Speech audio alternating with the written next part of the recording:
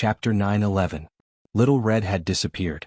Not only had Li made arrangements for the brothel, but he had also informed the county government and even the secret intelligence office.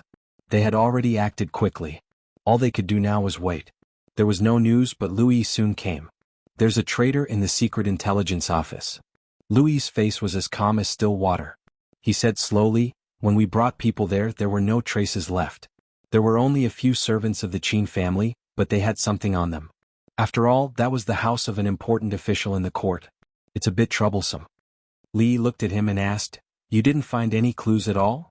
Louis shook his head. "One night is enough for them to move the people away. Other clues are not enough to be used as evidence.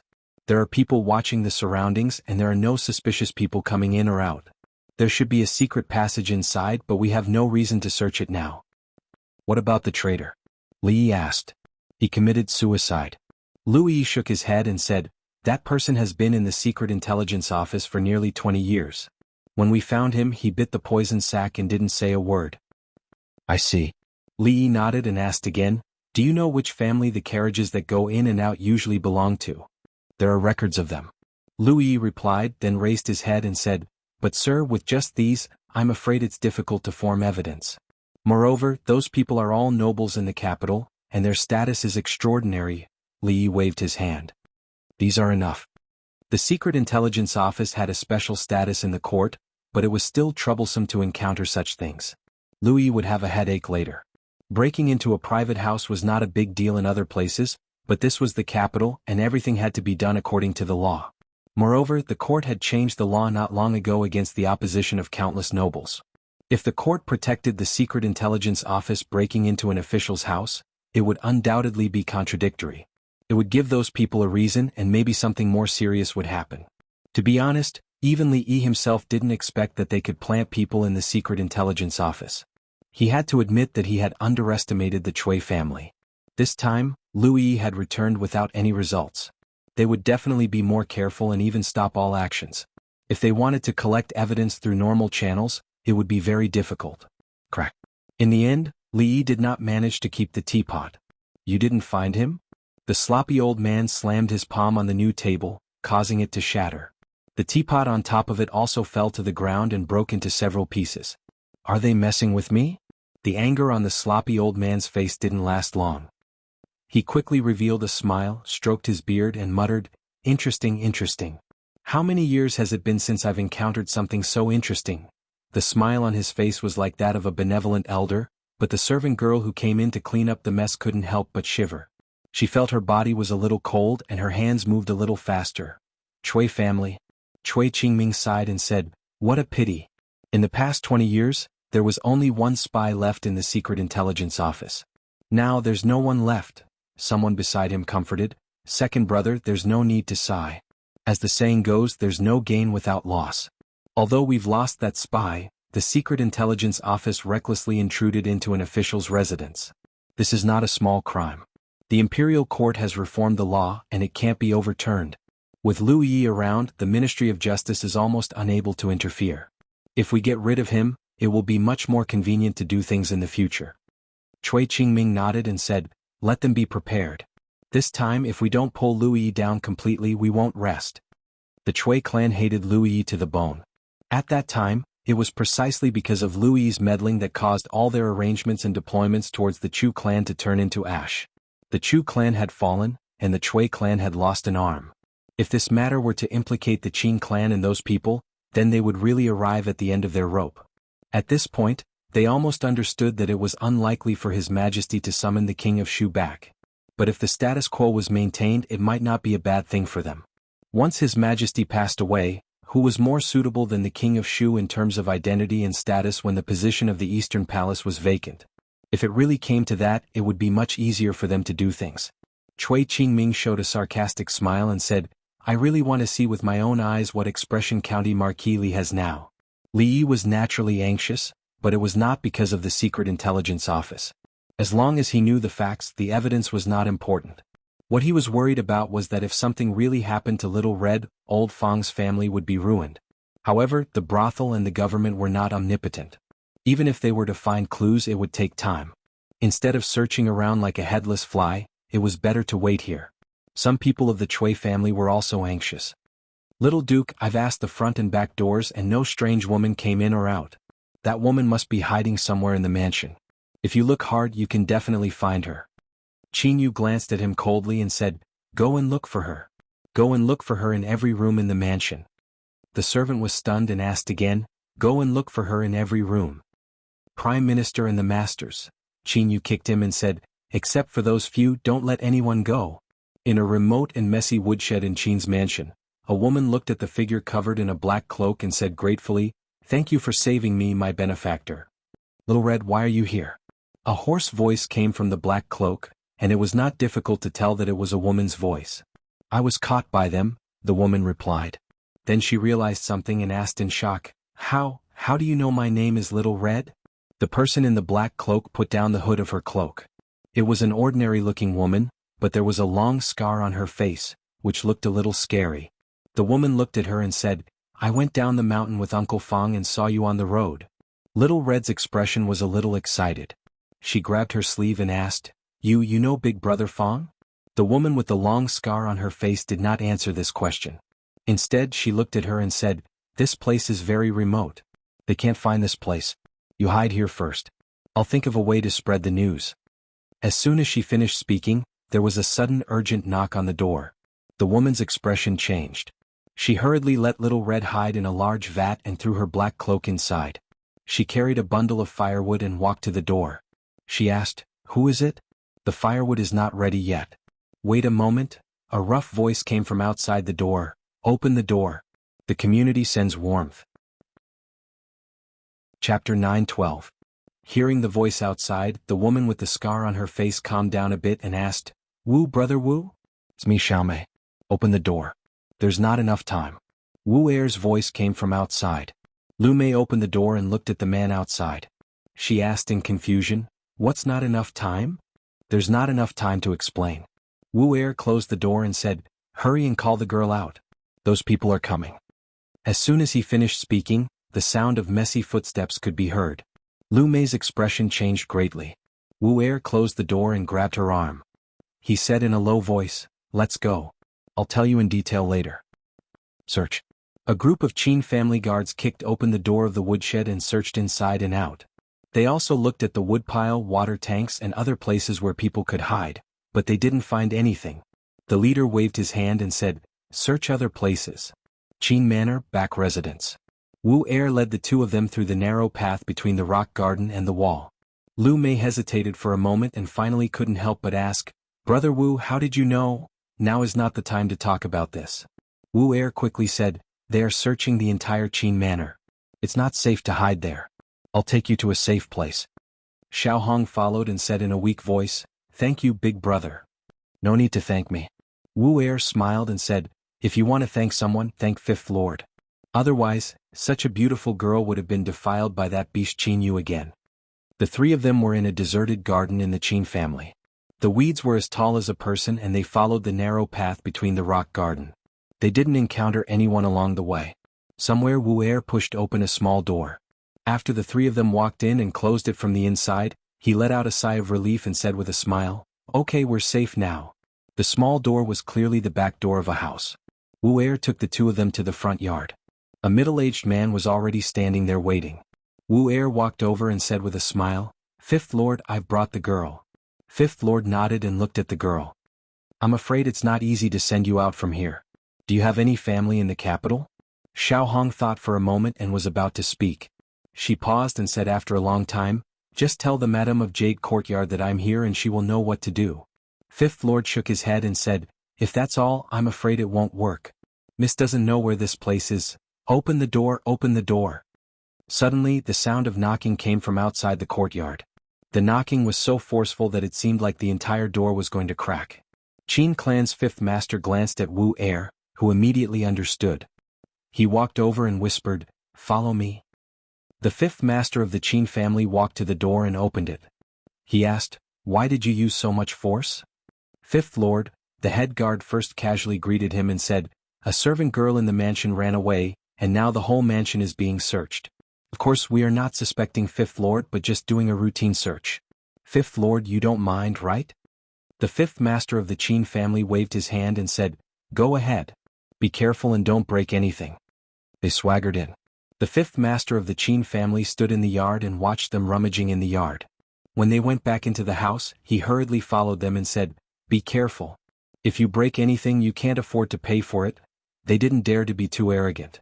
After searching for a while, the leader knocked on a wall on the inside and pushed it hard. He asked, "There won't be a secret door here, right?" Fifth Master Qin smiled.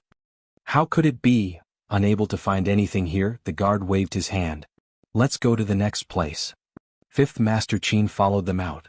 After closing the door, he walked back. He knocked on the wall that the guard had pushed 3 times, paused for a moment, and then hurriedly knocked 3 more times. A moment later, a heavy sound came from behind the wall, and the wall slowly turned to an angle. Wu Er came out from behind the wall, wiped the sweat from his forehead and complained, "Fifth Master, this wall really needs to be repaired. It's so hard to switch it on and off." Fifth Master Qin waved his hand and said, "Sit down and rest for a while." Wu Er sat down at the table, picked up a teapot and gulped down a mouthful of tea. Then he asked, "Fifth Master, we saved Miss Hong. What should we do now? It's impossible for us to send her out alone." Fifth Master Qin shook his head, looked at him and said, "Go find this girl's family and report it to the authorities." "Ah." Wu Er was stunned and said, "Report to the authorities? But Fifth Master, this is the Qin family. We should have a bottom line." Fifth Master Qin looked at him, shook his head and said, "What's right is right and what's wrong is wrong. This has nothing to do with whether I'm a member of the Qin family or not." "Fifth Master, you?" Wu Er stood up with a solemn expression. He bowed to him and said, "You're really a good person. It's just for justice." Wu Er nodded and asked, "Which official should I report to? The capital magistrate or the capital governor?" Fifth Master Qin looked at him, smiled and said, "Report whichever one you like. I believe you know what to do." Wu Er patted his chest and said, "Don't worry, Fifth Master. I won't let you down." Wu Er strode out. Fifth Master Qin looked at the two of them and said, "I'm afraid you'll have to suffer for a while." The two women thanked him repeatedly. Fifth Master Qin looked behind him and saw that the gambling wall was still tilted. He walked over and shook his head, saying, "This Wu Er is always careless and forgets to close it again." He stretched out a hand and closed the wall until it was seamless. Then he walked over, looked at the two women, smiled and said, "It's still early. What do you want to drink, tea or something else? The county government or the prefecture government?" On a street somewhere in the capital, Wu Er looked up, murmured and stepped into a mansion. He said to the guard at the door, "Find Lord Li, in the courtyard of the Li mansion." Fang Lucia looked at Fang with a regretful expression. "It's all my fault. If it weren't for me she wouldn't have left." Fang squatted on the ground, sighed and shook his head, saying, "It's not your fault. It's all my fault. I shouldn't have hidden it from you." Fang Lucia lowered her head and said, If she can come back you can do whatever you want." If he had heard this earlier, he would have been extremely excited, but at this moment, he couldn't bring himself to think about it at all. "Hey Fang, long time no see." A figure came in from outside and looked at Fang. He first greeted him with a smile and then asked, "Is Lord Li here?" Fang waved his hand and said in a hoarse voice, "Inside." Hearing the voice outside, Li Yi had already come out. When he saw Wu Er, he asked in surprise, "Why are you here?" "I'm here to report a case." Wu Er touched his head and said with a smile, "Qin, you took a girl back. Fifth Master and I secretly saved her. We couldn't send her out, so Fifth Master asked me to come out and report the case." "Took a girl?" "Yes." Wu Er nodded and said, "This time the evidence is conclusive. He can't run away. But we still have to go to the Jade Courtyard." The girl said that only the Madam of the Jade Courtyard can report the case. The Madam of the Jade Courtyard. Fang's body trembled. He suddenly got up and ran over quickly. He grabbed Wu Er's arm and asked, "What's the name of the girl you mentioned?" Wu Er scratched his head. I think her name is Xiao Hong." The tight string in Fang's heart finally loosened and he slumped to the ground. When Fang Lucia hurried to help him, he seemed to remember something and asked, "What did you say just now?" "If Xiao Hong can come back." Fang Lucia looked puzzled. "What did I say just now?" Chapter 9:13. Yesterday, the Secret Intelligence Division broke into an official's residence. Today there were many impeachment memorials. This organization had always had a mixed reputation. At a critical moment, there was no lack of people hitting someone when they were down. The court was in turmoil. Even if there were clues, they couldn't break into the minister's residence again. After the capital's magistrate, Lu Dayo, received the report from the Madam of the Jade Courtyard, he considered the special nature of this case and asked the princess as quickly as possible. After receiving the order to search the Qin manor, he rushed over with the bailiffs of the county yamen. Among the many bailiffs, the person leading them was a burly man. His face was filled with anxiety as he urged the bailiffs to hurry up. Li manor. Wu Er scratched his head and said to Li Yi, "My lord, if there's nothing else, I'll be going back first." Li Yi thought for a moment, looked at him and asked, "How did Qin he know that Qin you captured a girl and brought her into the manor?" "I don't know either." Wu Er shook his head and said, "Fifth Lord only told me to save Xiaomei and that girl. I don't know how Fifth Lord found out about this." Li Yi thought for a moment and said, "I'm afraid he already knows about you. You don't need to go back. Haven't you always wanted to go to the Lumeng? You can go there now." Wu Er smiled and said, "There's no hurry. I still want to go back. Maybe I can be of some use?" Li Yi hesitated for a moment and nodded. "Next, there may be some unrest in the Qin family. Be careful." "I know." Wu Er nodded. "I'll be going back first." In front of the Qin manor, Lu Dayo politely bowed to Qin Yan and said, "This is an important matter. This official has already asked the princess. Please cooperate, my lord Qin." Qin Yan's expression was unsightly as he questioned. "Yesterday the Secret Intelligence Division barged into the Qin residence, but Lord Lu actually brought bailiffs here today to arrest people. What kind of place do you think the Qin residence is? Is it a place that you can enter and search as you please?" The expression on Lu Dayo's face was very polite. He said again, "There are witnesses who saw that after the young lady was kidnapped, she entered the backyard of Qin Manor. It's not that I don't believe you, Lord Qin, but this case is really too important. It's also related to another big case that even His Majesty is very concerned about. I really have no choice but to do this. Let them search." Qin Yan wanted to say something else, but an elderly voice came from behind him. Qin Xiang waved his hand. There was no joy or anger on his face. Since it wasn't done by the Qin family, what harm is there in searching? "But if we let them enter, where would the face of my Qin family be?" he retorted. Seeing that Qin Xiang's face was still expressionless, he gloomily looked at Lu Dayo and said, "Lord Lu, this official can let you in. If you can find that woman in my Qin residence today, I, Qin Yan, have nothing to say. If you can't find her, then tomorrow in court, Lord Lu will have already prepared an excuse." "Thank you, Lord Qin." Lu Dayo cupped his hands and turned his head to order, "This is the Qin residence. You can search but do not act rashly." Under the lead of the large man, more than 10 bailiffs filed in. "Trash, how could there not be? Could it be that she can grow wings and fly out of the residence?" Qin Yu's face was gloomy as he coldly asked. A Qin family servant shivered and said, "Little High Duke, other than the Prime Minister's room, we've already searched the entire Qin residence inside and out. We really haven't found that woman. It's possible that she really has escaped." "Escaped? What do you think this Qin residence is?" Qin Yu suddenly threw the teacup over. The servant let the teacup hit his head and didn't dare to dodge. He didn't even dare to wipe the blood that flowed down. At this time, another person ran in from outside in a panic and said in panic, "Little High Duke, it's bad. The government has come to the Qin residence to search. They said that we've captured a woman." Qin Yu coldly glanced at that person.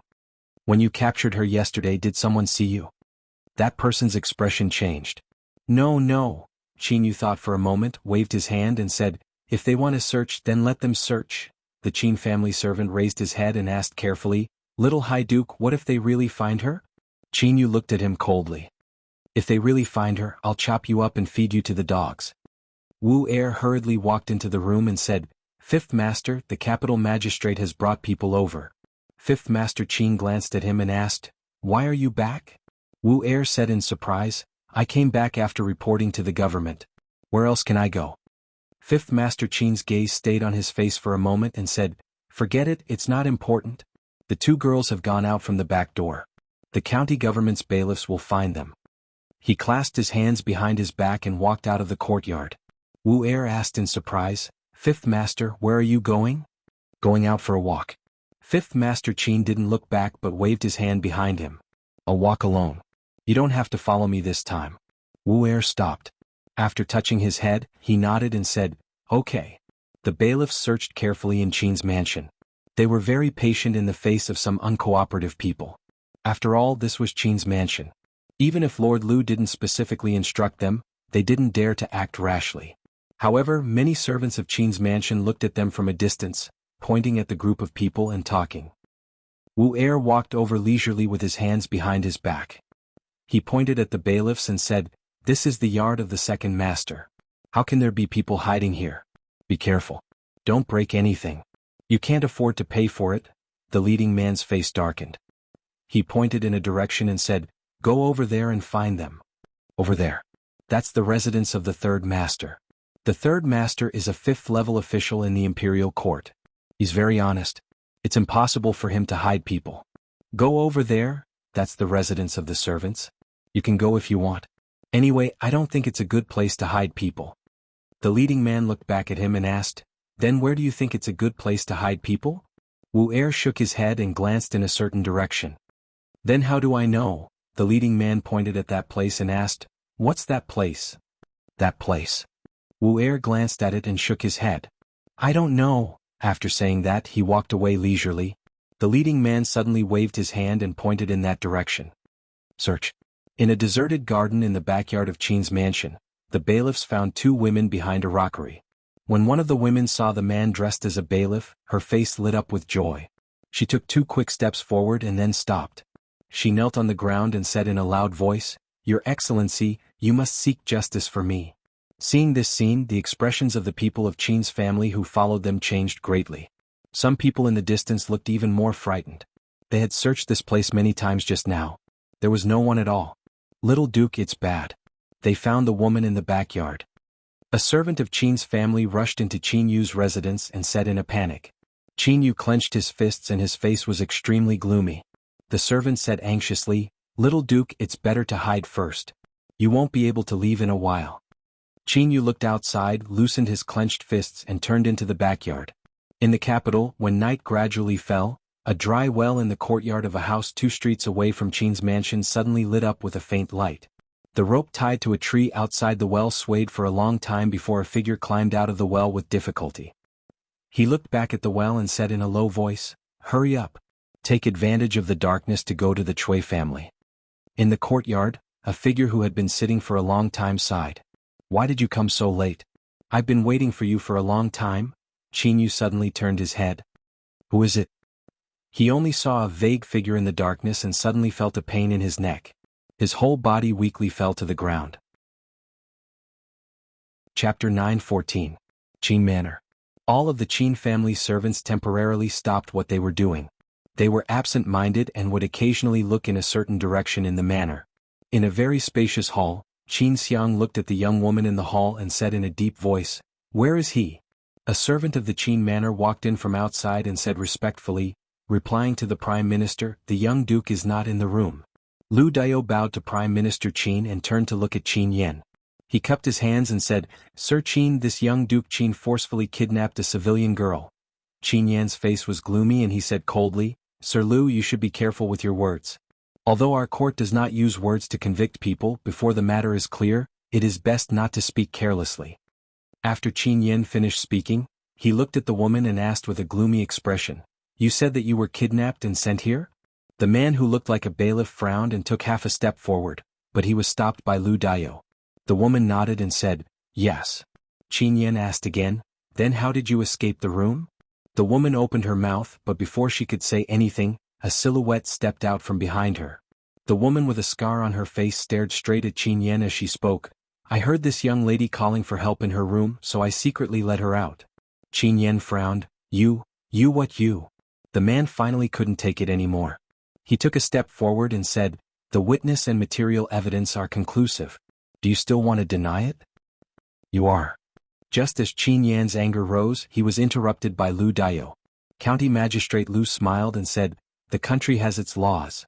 The young duke forcefully kidnapped a civilian girl. This is an established fact. Her Highness the Princess has ordered this case to be investigated strictly. I hope that Sir Qin will not hide the information about the young duke." Qin Yan impatiently shook his head. "I don't know where he is. This official is just reminding you." County Magistrate Lu smiled and respectfully bowed to Prime Minister Qin before saying, "Let's go." "Wait a moment." Qin Yan stretched out his hand and pointed at the woman with a scar on her face.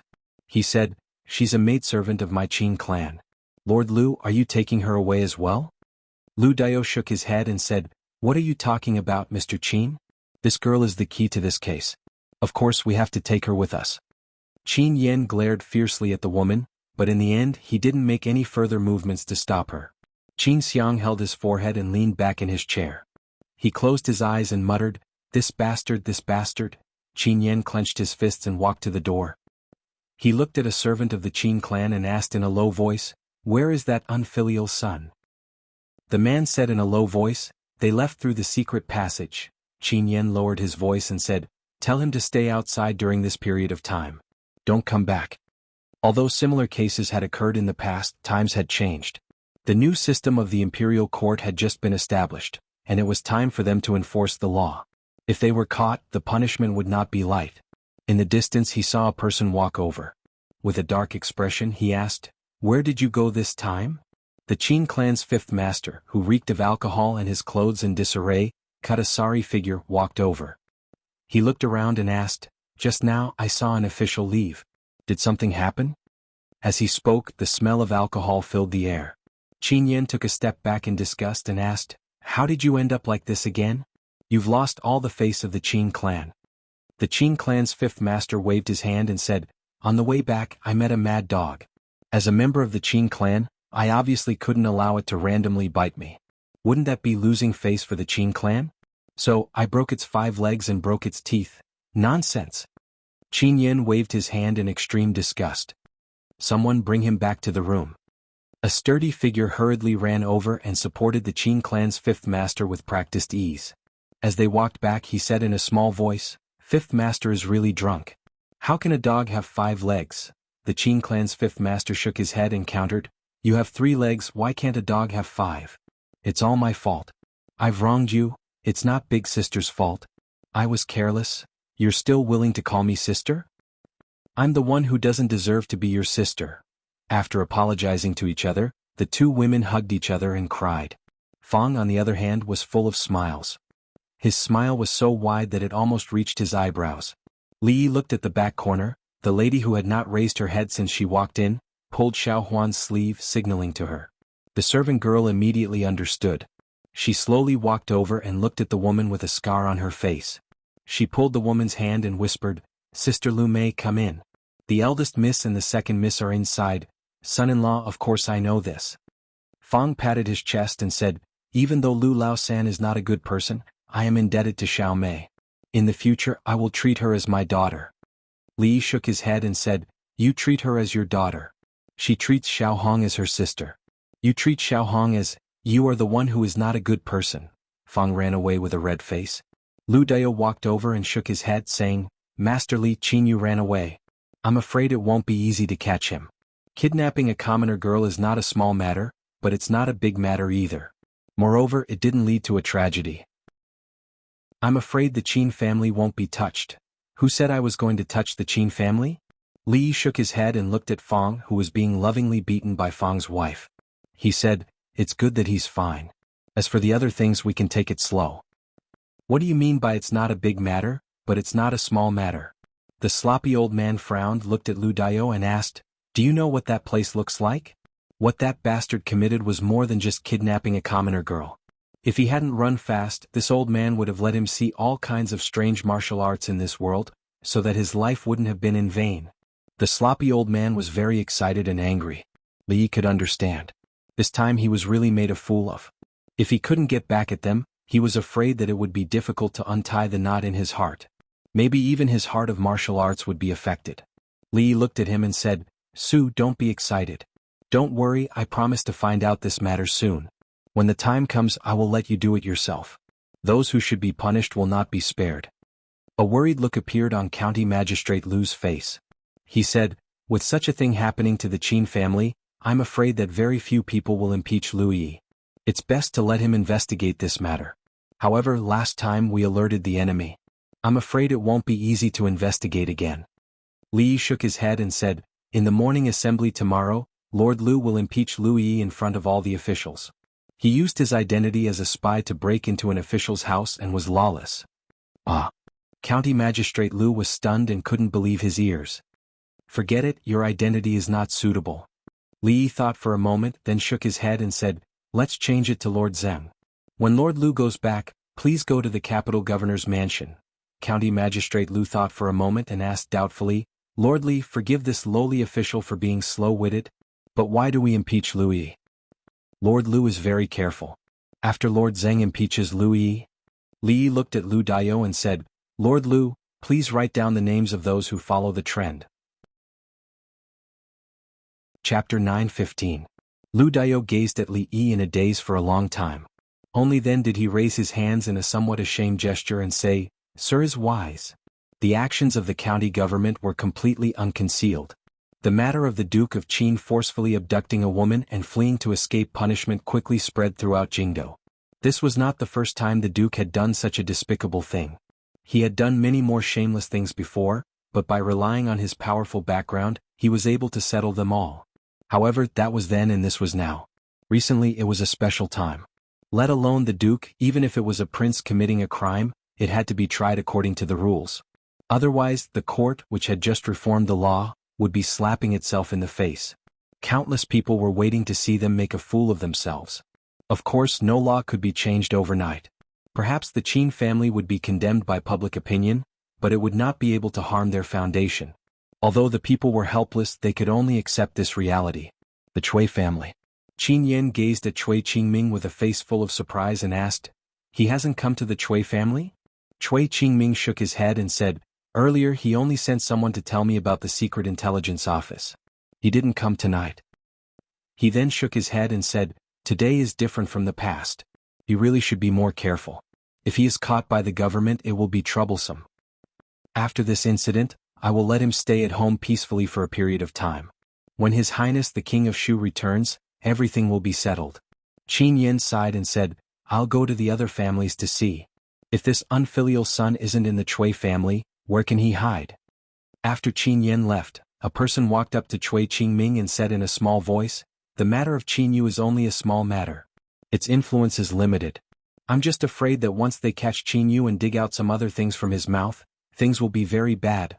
Cui Qingming thought about it and waved his hand. "Even if they really dig it out, what can they do? If they really have the guts to dig it out, there's no harm in helping them." The middle-aged man beside him paused and seemed to realize something. He then smiled and said, "Second brother is right. Even if they have the guts, they don't have the strength." Late at night, Qin Yan dragged his tired body back to the Qin manor. His expression was dark as he muttered to himself, "Just where did this unfilial son go?" It was rare for Li Yi to wake up early today. In fact, there would always be 1 or 2 days a month when he had to wake up early. Not only was he tortured by Li Duan, but Mississippi Lu had also pestered him to study with her until midnight last night. He was severely lacking in sleep. Before the old emperor arrived, he wanted to lean against a pillar and take a nap. However, a fly kept buzzing in his ears, and he couldn't chase it away no matter how hard he tried. Li Xian frowned and said, "What's going on with Lu Yi? Isn't he usually very cautious? Why is he so reckless this time? When I came over just now, I heard a lot of people talking about him in front of His Majesty." Li Yi struggled to open his eyes and said weakly, "Fine. Don't talk. The court is about to begin. Let me sleep for a while." Li Xian looked at him and asked in surprise, "What's wrong with you? Why do you look so listless?" Li Yi glanced at him and said, "If you had an energetic wife or sister, she wouldn't be much better than me." The surprise on Li Xian's face turned into shock. He asked in a low voice, "You've already taken her down?" Before Li Yi could understand what he was saying, a eunuch announced in a sharp voice that His Majesty had arrived. When the old emperor went to court, he needed 2 eunuchs to support him. The eldest princess sat on the lower right side of the emperor. The officials greeted her one after another. "My ministers, what important matter do you have to report to me today?" He looked down at the people below.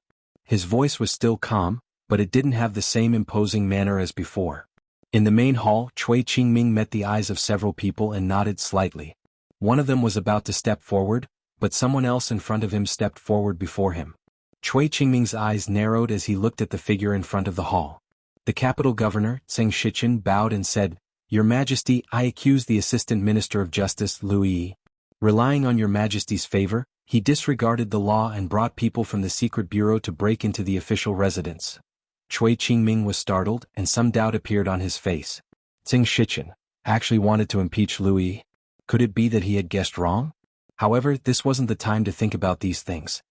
He signaled with his eyes and a few more people stepped forward. I accuse the Assistant Minister of Justice, Louis. I second that. For a moment, Lord Louis, who had risen from a small bailiff to the position of Assistant Minister of Justice in the past 2 years, became the target of public criticism. People kept stepping forward to impeach him, but the reasons for the impeachment weren't exactly the same. Behind the crowd, a gaze swept across the people who stepped forward one by one. It swept back and forth a few times before he took out a brush from his sleeve and began to write on the ceremonial tablet. The people stepped forward one by one in an orderly manner. At some point, a white-haired old man stepped forward. It's Lord Zhao. Even Lord Zhao can't stand the actions of the Secret Intelligence Bureau? Although the old man's official position wasn't prominent, he was known for his knowledge and had many students. Of course, the most important thing was that he was old enough to speak freely in the court. I accuse the Women's College of misleading the students. They actually spread the fallacy that parents with single eyelids cannot have children with double eyelids. This is completely unsubstantiated. Lord Zhao's words confused all the court officials in the hall. Wasn't everyone criticizing Louis just now? The atmosphere was unprecedentedly high. If they put in more effort, they might be able to pull him down from the position of Assistant Minister of Justice. Had Lord Zhao gone senile? Why did he run out at this time to join in the fun? The court officials didn't care. The ceremonial tablet in the hands of the capital magistrate Lu Dao fell to the ground, and he hurriedly picked it up. Li Xian's mouth was wide open, and his face was full of horror. Li Yi opened his eyes and he was no longer sleepy. In the main hall, there was no expression on Emperor Jing's face. Below him, the eldest princess, who had always been as still as a mountain, had the beads hanging from the phoenix crown on her head shake. Lord Zhao's interruption was very untimely. It was very likely that he would change the topic and cause His Majesty to overlook Louis's crimes. Some people began to suspect that Lord Zhao, who had always taken a clear stand, had gone senile or had betrayed them. But at the moment this was not important. Soon, someone stood up and continued the previous topic. He bowed and said, Your Majesty, in the past 2 years, the Secret Bureau has relied on Your Majesty's favor and has become more and more lawless. If we don't control it, I'm afraid it will be detrimental to the court. Everyone ignored Lord Zhao and brought the topic back. Lord Zhao originally wanted to say something, but after hearing a few whispers from the people beside him, he had no choice but to give up. So many people in the court had stood up one after another. Even the emperor couldn't ignore the opinions of so many people. Emperor Jing stood up from the dragon throne and said, Since there are so many people impeaching, the Assistant Minister of the Ministry of Justice, Louis, will temporarily suspend the matters at hand. The matter of the Secret Bureau breaking into the official residence will be handed over to the Supreme Court for trial. After dealing with the Secret Bureau case, the court officials didn't have many important things to report. After the eunuch announced the dismissal of the court, Li Yi felt relieved and slowly walked outside with Li Xian. County Marquis Li, Crown Prince. A eunuch quickly walked over from behind and said, His Majesty has summoned you. Please move to the Hall of Diligent Government. Chapter 9:16. Outside the Hall of Diligent Government, when they were about to step on the steps, Li Yi said to Li Xian worriedly, Be careful when you go in. Li Xian nodded solemnly and said, Don't worry, I know the importance of this matter. Regarding the matter of the Women's College, although old Lord Zhao only said one sentence and the topic was quickly diverted, the officials and the old emperor didn't seem to hear it, but Li Yi always had a bad feeling in his heart. Greetings, Your Majesty. Greetings, Uncle Emperor. Inside the Hall of Diligent Government, the old emperor sat on his seat, while Changde and the eldest princess stood on both sides. Emperor Jing looked up at him and asked, Do you know about the Secret Intelligence Unit? Li Yi nodded and said, The Secret Intelligence Unit found that many cases of missing women near the capital were related to the Qin family.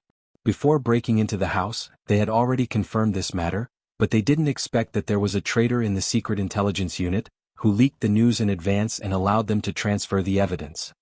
Emperor Jing looked at Changde, and Changde nodded slightly.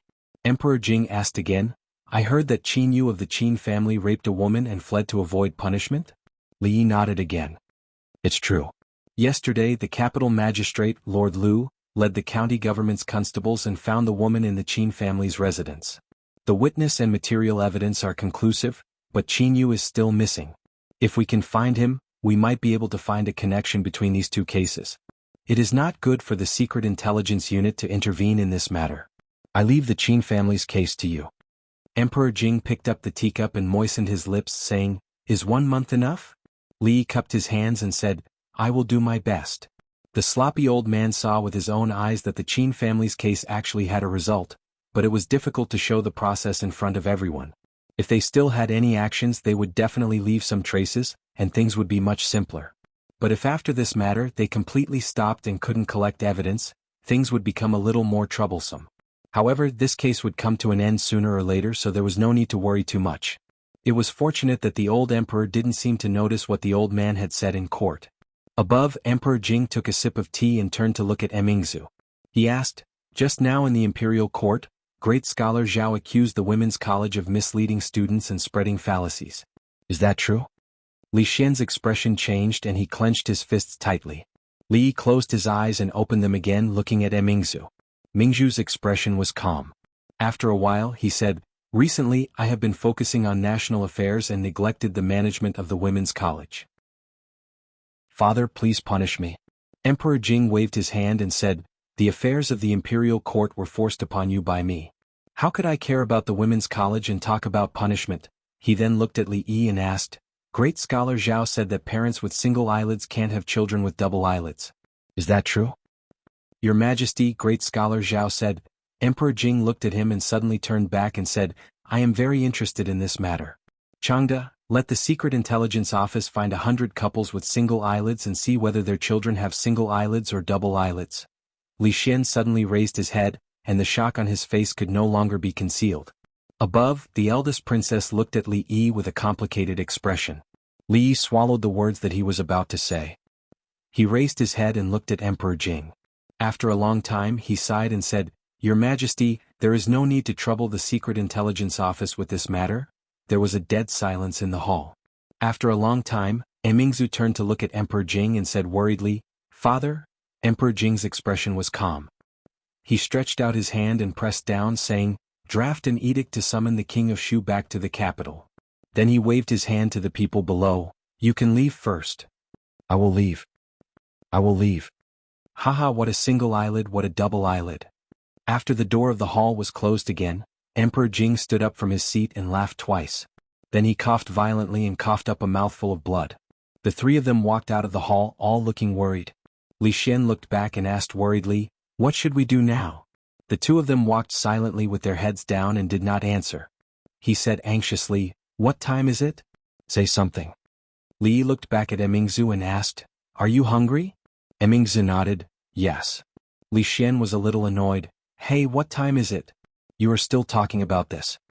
After half an hour at the meal, he wiped his mouth and rubbed his bulging belly, then said, "The Chui family deserve to die, but Uncle Emperor." Li Yi tore a chicken leg and stuffed it into his mouth and said impatiently, "Eat your food." The Chui family would definitely perish, but definitely not in such a manner. He had heard the few violent coughs that came out from the hall, and he believed that Mingzhu had also heard it. Using the Chui family's destruction to exchange for these, was it worth it or not? There was no conclusion. This was just the beginning. The royal family had made such a big scandal. If it was leaked, it would cause a lot of trouble in public opinion among the people. This was something that even the brothels could not control. They still did not know what the impact of the storm would be. Li Xian bit the chicken leg and said, "Uncle Emperor handed that case to you. How are you going to investigate it?" Things had already developed to this point and it was already out of their control. It was useless to think too much. Li looked at Li Xian, who had already eaten the chicken leg, and asked, "Are you full?" Li Xian rubbed his belly. "I am full." "If you are full, then go home and sleep. Don't think about that nonsense." Compared to the gloomy atmosphere of the meal party, the atmosphere of the Chui family was much more cheerful. This time, Lu Yixue will definitely not be kind in the matter of the Secret Intelligence Agency. With so many eyes in the court watching, even if His Majesty wants to play favorites, I'm afraid it will be difficult. If the position of Assistant Minister of the Ministry of Justice falls back into our hands, it will be much more convenient in the future. No matter who gets the position in the end, it is always good for us to get rid of one person. In my opinion, that capital magistrate is also a person who does not know what is good for him. The gloomy expression on the faces of the Chui family members was swept away. After all, This was the only thing that could slightly turn the situation around in recent days. If it was not for Lu Yishui, the Chu family would not have fallen, and the Cui family would also have a power that was far more powerful than they were now. The scene of Lu Yishui being condemned by thousands of people in the court today still made them feel very happy when they thought about it. At this moment, a man suddenly jogged in from outside. His face was wild with joy. As he ran, he shouted, "Lord Cui, great news, great news." Seeing that the man was almost wild with joy, Cui Qingming was puzzled and asked, "What happened? Why did Lord Su come personally?" The middle-aged man immediately said, "His Majesty has just drafted an edict to summon the King of Shu back to the capital." What? Cui Qingming's body trembled. He grabbed the man's arm and said excitedly, "Is this true?" "Absolutely." The man said with certainty, "The edict has already been sent to the 3 provinces. I saw it with my own eyes. Lord Cui, you just need to wait for a few more hours. I'm afraid you will hear the official announcement of the edict." "Good." Cui Qingming's eyes shone brightly. He laughed and said, "Good, it is indeed great news. Today the Cui residents will hold a banquet to celebrate this matter." Chapter 9:17. In a courtyard of the Zheng residence. Xiao Cui rested her chin on her hands and looked in the direction of the stone table in the courtyard. She murmured, "Xiao Zhu, do you think Li won't get tired of eating osmanthus cake like that?" Xiao Zhu rolled her eyes at her and said, "Do you think Li is like you? Fickle and fickle. He used to like it more than anyone else. Now that he has Su Fuji's candied plums, he won't touch osmanthus cake anymore." Xiao Cui turned around and glared at her. "That's still better than you always stealing my candied plums." Xiao Zhu didn't continue to pay attention to her. She rested her chin on one hand and whispered, "It's good that he doesn't get tired of it. Just like how he likes your young mistress. He hasn't gotten tired of it even after so long." After that she sighed and said, "Li met my young mistress first. At that time he and Sister Zumo weren't that close, but now." Xiao Cui glanced at her and said mysteriously, "You don't understand this." Xiao Zhu rolled her eyes at her again. "I don't understand. Do you?" "I don't understand?" Xiao Cui looked at her with some disdain and said, "Let me tell you, if it weren't for me, my young mistress and Li wouldn't be so fast." Li sat at the stone table. There was a plate of osmanthus cake on the table. He looked in a certain direction, his eyes unfocused. He reached out to pick up a piece out of habit and put it into his mouth. It was hard to say whether the important officials that he was keeping an eye on would make a move next. The key person in the case had actually disappeared. Qinyu, that little bastard, had no other skills, but he ran pretty fast. Even the Secret Intelligence Bureau couldn't find him. They really underestimated him in the past. Going through Qinyu to solve this case was the simplest and most convenient method. Although it was not direct enough, sometimes being direct often meant trouble. In fact, the most direct method was to give the list to the sloppy old man. Su's anger had not yet subsided. The wrath of a grandmaster was definitely not something that those who were used to living like princes could withstand. With a complete set of techniques to separate tendons and dislocate bones, not to mention a case, they could even confess all the bad things their ancestors had done for 18 generations. These officials were probably the last trump card of the Cui family. If the case was handled this way, the Cui family would be isolated and helpless in the capital. Moreover, if the Cui family was really related to the case, the Chu family would be their example. The advantage of doing this was that the Cui family had committed such a serious crime. Although they would not be exterminated, they would not be able to escape the confiscation of their properties. Thus, there was no need to use the matter of the King of Shu to deal a fatal blow to the Cui family. The matter of the King of Shu could be handled by the royal family as an internal matter. The problem was, although this method was straightforward, it involved so many nobles and officials at the same time. It would probably cause a huge earthquake in Jingdo. The safety of the nobles could not be guaranteed. It would certainly cause panic among the people and shake the court. Why couldn't there be a method that could satisfy both sides? What a headache, what a headache. Wan Ruoqing walked out of the room and saw that there were only a few pieces of osmanthus cake left on the stone table. She walked into the kitchen and took out another plate to replace the empty one on the table. Li was thinking about something. When he put the thing he touched into his mouth out of habit, he found that something was wrong. Osmanthus cake, it didn't taste like this. He came back to his senses and looked down. He found that he was holding a white and slender hand. What he put into his mouth was not osmanthus cake, but a finger as white as jade. Wan Ruoqing stared at him in a daze. Her mind was blank, so much so that she forgot to pull her finger back. Li put down her hand and looked embarrassed. I'm sorry I didn't notice just now. No, it's okay. I should have told you. Wan Ruoqing said with a red face and left in a hurry. On the other side, after listening to Xiao Chui's words, Xiao Zhu looked enlightened and murmured, "So that's how it is," Xiao Chui said proudly. "Of course our young miss is a blockhead. If she had to rely on herself for this kind of thing, I don't know how long she would have to wait." "Our young miss is also a blockhead." Xiao Zhu looked thoughtful. After thinking for a while, she asked, "Didn't you say last time that Li can't hold his liquor well?" Speaking of this matter, Xiao Chui smiled and said, "How is it not good? He simply can't hold his liquor. Not to mention our young miss, Li can't even hold his liquor as well as I can. Last time you didn't see him. He only drank 1 cup and he was dizzy. After 3 cups, he was unconscious. After the embarrassing incident just now, Li was not so absorbed in thinking about things. He finally noticed a gaze that looked over from time to time. When Xiao Zhu walked past him for the umpteenth time, Li finally couldn't help but ask, "Why do you keep looking at me? After eating so many osmanthus cakes, are you thirsty? Drink some grape wine." Xiao Zhu said with a smile and handed over a wine pot. In fact, he was really coughing. Li took the wine pot and poured a cup. After sniffing it, he said in surprise, "This is not grape wine, is it?" Xiao Zhu picked up the wine pot and sniffed it. "It seems that I took the wrong one. It's all wine. It's about the same. Just make do." Li shook his head. "I still have important things to do today. I can't drink." He got up and walked into the house. Third Miss Chen was teaching Zue Mo to embroider a wedding dress. A wedding dress was already more than half done and was about to be completed.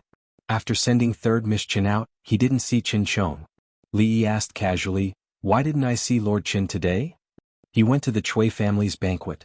Third Miss Chen looked at him and asked, "I heard that His Majesty summoned the King of Shu back to the capital?" Li nodded and asked again, "Lord Qin went to the banquet to celebrate the return of the King of Shu?" "From the invitation sent by the Chui family, it should be so." Seeing his strange expression, Third Miss Chen asked again, "Is there a problem?" Li dismissed her servants and helped her into the carriage. When he put down the curtain, he said in a low voice, "When the King of Shu returns to the capital this time, many people will die. Probably, it will be among those who attended the banquet today." Seeing that there was no movement in the carriage for a long time, a servant girl walked up and asked in a low voice, "Third Miss, are we going back?" The curtain was lifted a little and a voice came out, "Go to the Chui residence and tell Second Master that I have a headache." "Yes." The young maid responded and hurriedly ran forward. Capital Governor's residence.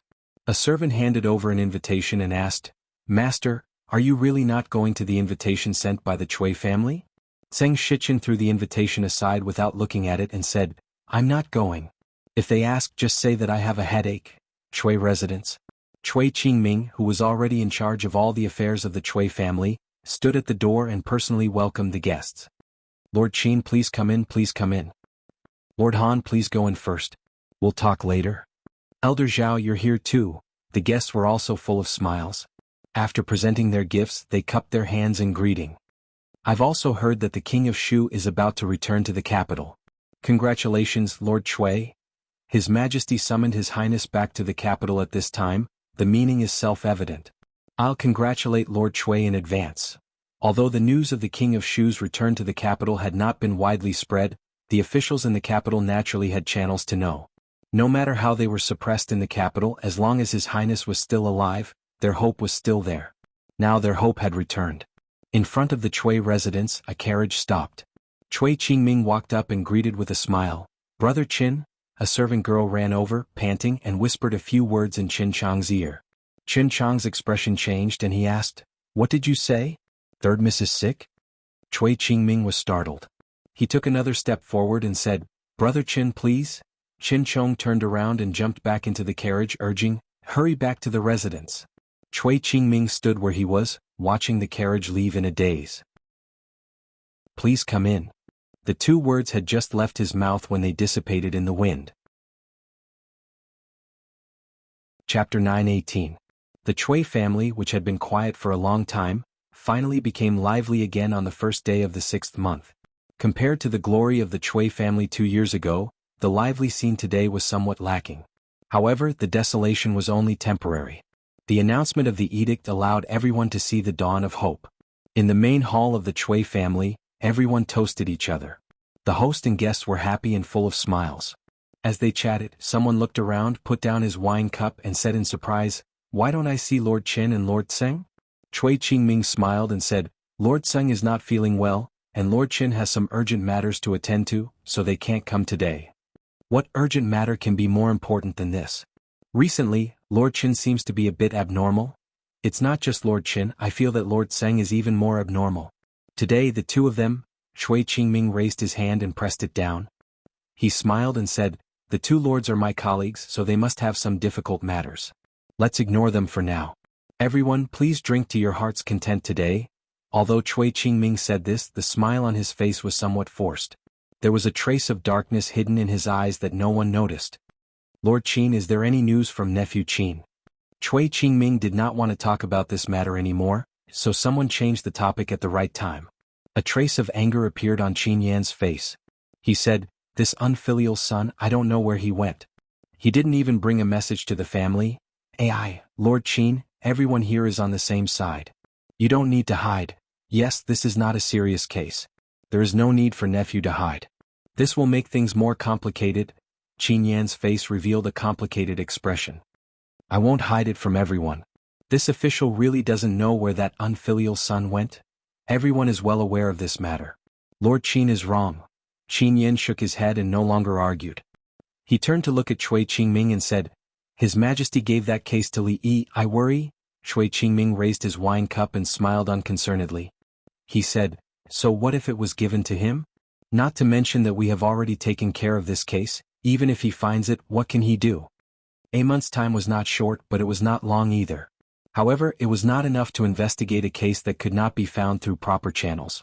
Li Yi did not think that he was better than Master Bao. In fact, in terms of normal investigation he was not as good as Lu Yishui. On the surface, Lu Yishui was being investigated by the Supreme Court, but he was secretly collecting evidence. Li Yi had nothing to do. In the past half a month, all he did was teach Mississippi Lu to read, play with the Tsundra Lolita and Yong Ning, accompany Rui, and sleep with the little fellow and often visit Ruoqing's place. That was all. During this period of time the case was still pending and Su had a lot of opinions about him. He had an eccentric temperament and rarely cared about anything, but if he cared about something, it would not be easy for him to let it go. 10 days, 10 more days. Before he left, Li Yi promised him again and again that if there was no result within 10 days, he would use his own method to solve this matter. In the morning dew hall, the eldest princess who had just left the court, had not yet had time to change out of her court clothes. She looked at Li Yi and after a moment said slowly, "Don't investigate the case that father asked you to investigate anymore." Li Yi did not speak, but just looked at her quietly, waiting for her explanation. Lu Yishui has been secretly investigating this case for more than half a month. Emingzu poured a cup of tea for him, sat down and said, "The Chui family, the Qin family and nearly 1/3 of the dignitaries in the capital are involved. The Chui family has done so many things and the reason why they are still fearless is that once something happens to the Chui family, these people will all be involved. There are too many people involved in this case. This is an extremely powerful force. Once they fight back, it will cause great turmoil affecting the entire capital and even the country." Li Yi took a sip of tea and said, "Then don't give them a chance to fight back." Emingzi shook her head and said, "That's impossible. As long as you take action against one family, the others will immediately unite. You alone, even with me, can't resist them." She looked out of the window and said tiredly, "The capital has been rotten from the root. It doesn't matter if the root is rotten, as long as the rotten root is dug out, you can't give up." Li Yi smiled, said nothing more, turned around and left. Emingzi quickly walked out of the door and said, "We will think of a way to deal with this matter, don't act rashly." Li Yi waved his hand and said, "I know." When he walked out of the palace gate and was about to get on the carriage, a voice with a smile came from behind. "Isn't this the famous County Marquis Li?" A middle-aged man came out of the palace and asked with a smile, "I heard that His Majesty gave a serious case to County Marquis Li with a deadline of 1 month. Now that the deadline is almost here, I wonder how County Marquis Li's investigation is going?" Li Yi turned around, looked at the current master of the Chui family and said with a smile, "Soon, Your Excellency Chui, I'm afraid you have to prepare early." Chui Qingming sneered and said, "You investigate your case, what do I need to prepare?" When Li Yi got on the carriage and put down the curtain, he reminded Chui Qingming, "Your Excellency Chui, when you take a bath next time, you might as well wash your neck more, it's better to wash it clean." Chui Qingming was stunned, and didn't come to himself until the carriage went far away. He touched his neck and asked, "What did he mean?" The servant behind him shook his head. Cui Qingming watched the carriage disappear completely, and his face darkened. He said coldly, "You don't know what's good for you. I want to see how long you can be so arrogant." The Qin family. Qin Yin looked at the drunk fifth master of the Qin family who walked in from outside, and his already gloomy face became even more unsightly. He said angrily, "Look at you, all you do is drink. Do you know how the people outside talk about you, how they talk about our Qin family?" Qin He raised his head to look at him and asked, "Isn't this good?" The anger on Qin Yan's face grew even stronger. "Don't you know what you were like in the past and what you are like now?" Qin He sighed, raised his head to look at Qin Yan and asked, "If I were to become like I was in the past, the one that should be worried should be Big Brother, right?" "You?" Qin Yan was stunned as he looked at Qin He's disappearing figure, and after a short moment, his expression changed indeterminately. Although he couldn't help but want to reprimand Qin He every time he saw Qin He's useless appearance, he felt in his heart that Qin He's current appearance was much, much better than before. At least, Qin He wouldn't feel the danger of the entire Qin family being out of his control. After a short moment he suppressed these thoughts in his heart, turned his head to look and muttered, "It's been almost a month. Where did this unfilial son go? It's been almost a month." In another courtyard of the Qin family, the fifth master of the Qin family washed his face, and the drunkenness on his face disappeared. Wu Er stood at the side and with a handkerchief on the ground he asked curiously, "Fifth master, what's almost a month?" "The deadline for County Marquis Li's investigation is almost here." The fifth master of the Qin family took the handkerchief, wiped his face and threw it to the side. He looked at Wu Er and said, "There's almost no time, take me to see County Marquis Li." Chapter 9:19. Imperial Father spends most of his time sleeping now. Imperial Mother won't even let me talk to Imperial Father. The proud Lolita propped up her chin with one hand and sat opposite Li.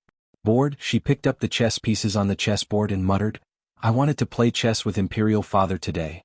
If I deliberately lost a few games to him, perhaps Imperial Father would be happy." Li rubbed her head and said, "You know how to let go. Our Shanning has also grown up now." In the past, when Li rubbed her head like this, she would always squint her eyes, smile, and reveal the dimples at the corners of her mouth, like a lazy cat. She didn't know when it started, but she started to resist this action. "In that game just now, I also let Sir win a few times. Otherwise, I would have won a long time ago," she puffed out her chest and said with some pride. "Moreover, I didn't just grow up. I've grown up a long time ago. I'll be 15 soon." A 15-year-old proud Lolita could no longer be called a little girl. When Li looked carefully, he found that the trace of baby fat on her face was now completely gone. She looked at Li with joy, shook his arm and said, "Sir, now that I've grown up, can I drink the same soup as Imperial Sister?" Li was startled. He lowered his head to look at her and asked, "Why do you want to drink that kind of soup?" "Nothing much. If Imperial Sister can drink it, then I can drink it too." She lowered her head and looked at her toes. She said with a red face, "Moreover, I've already asked the nannies in the palace. Making soup for Xiao Huan and Rui was out of consideration for family. Giving soup to the eldest princess was out of concern for a friend. To let a proud Lolita drink soup, then he was a beast with evil intentions." Before he could think of a reason to fool her, the servants of the Li family came to report that a guest had come to visit. This was truly an unexpected guest. Qin He stepped into the hall and bowed. "Greetings, Lord Li." Wu Er lowered his head and walked over from behind.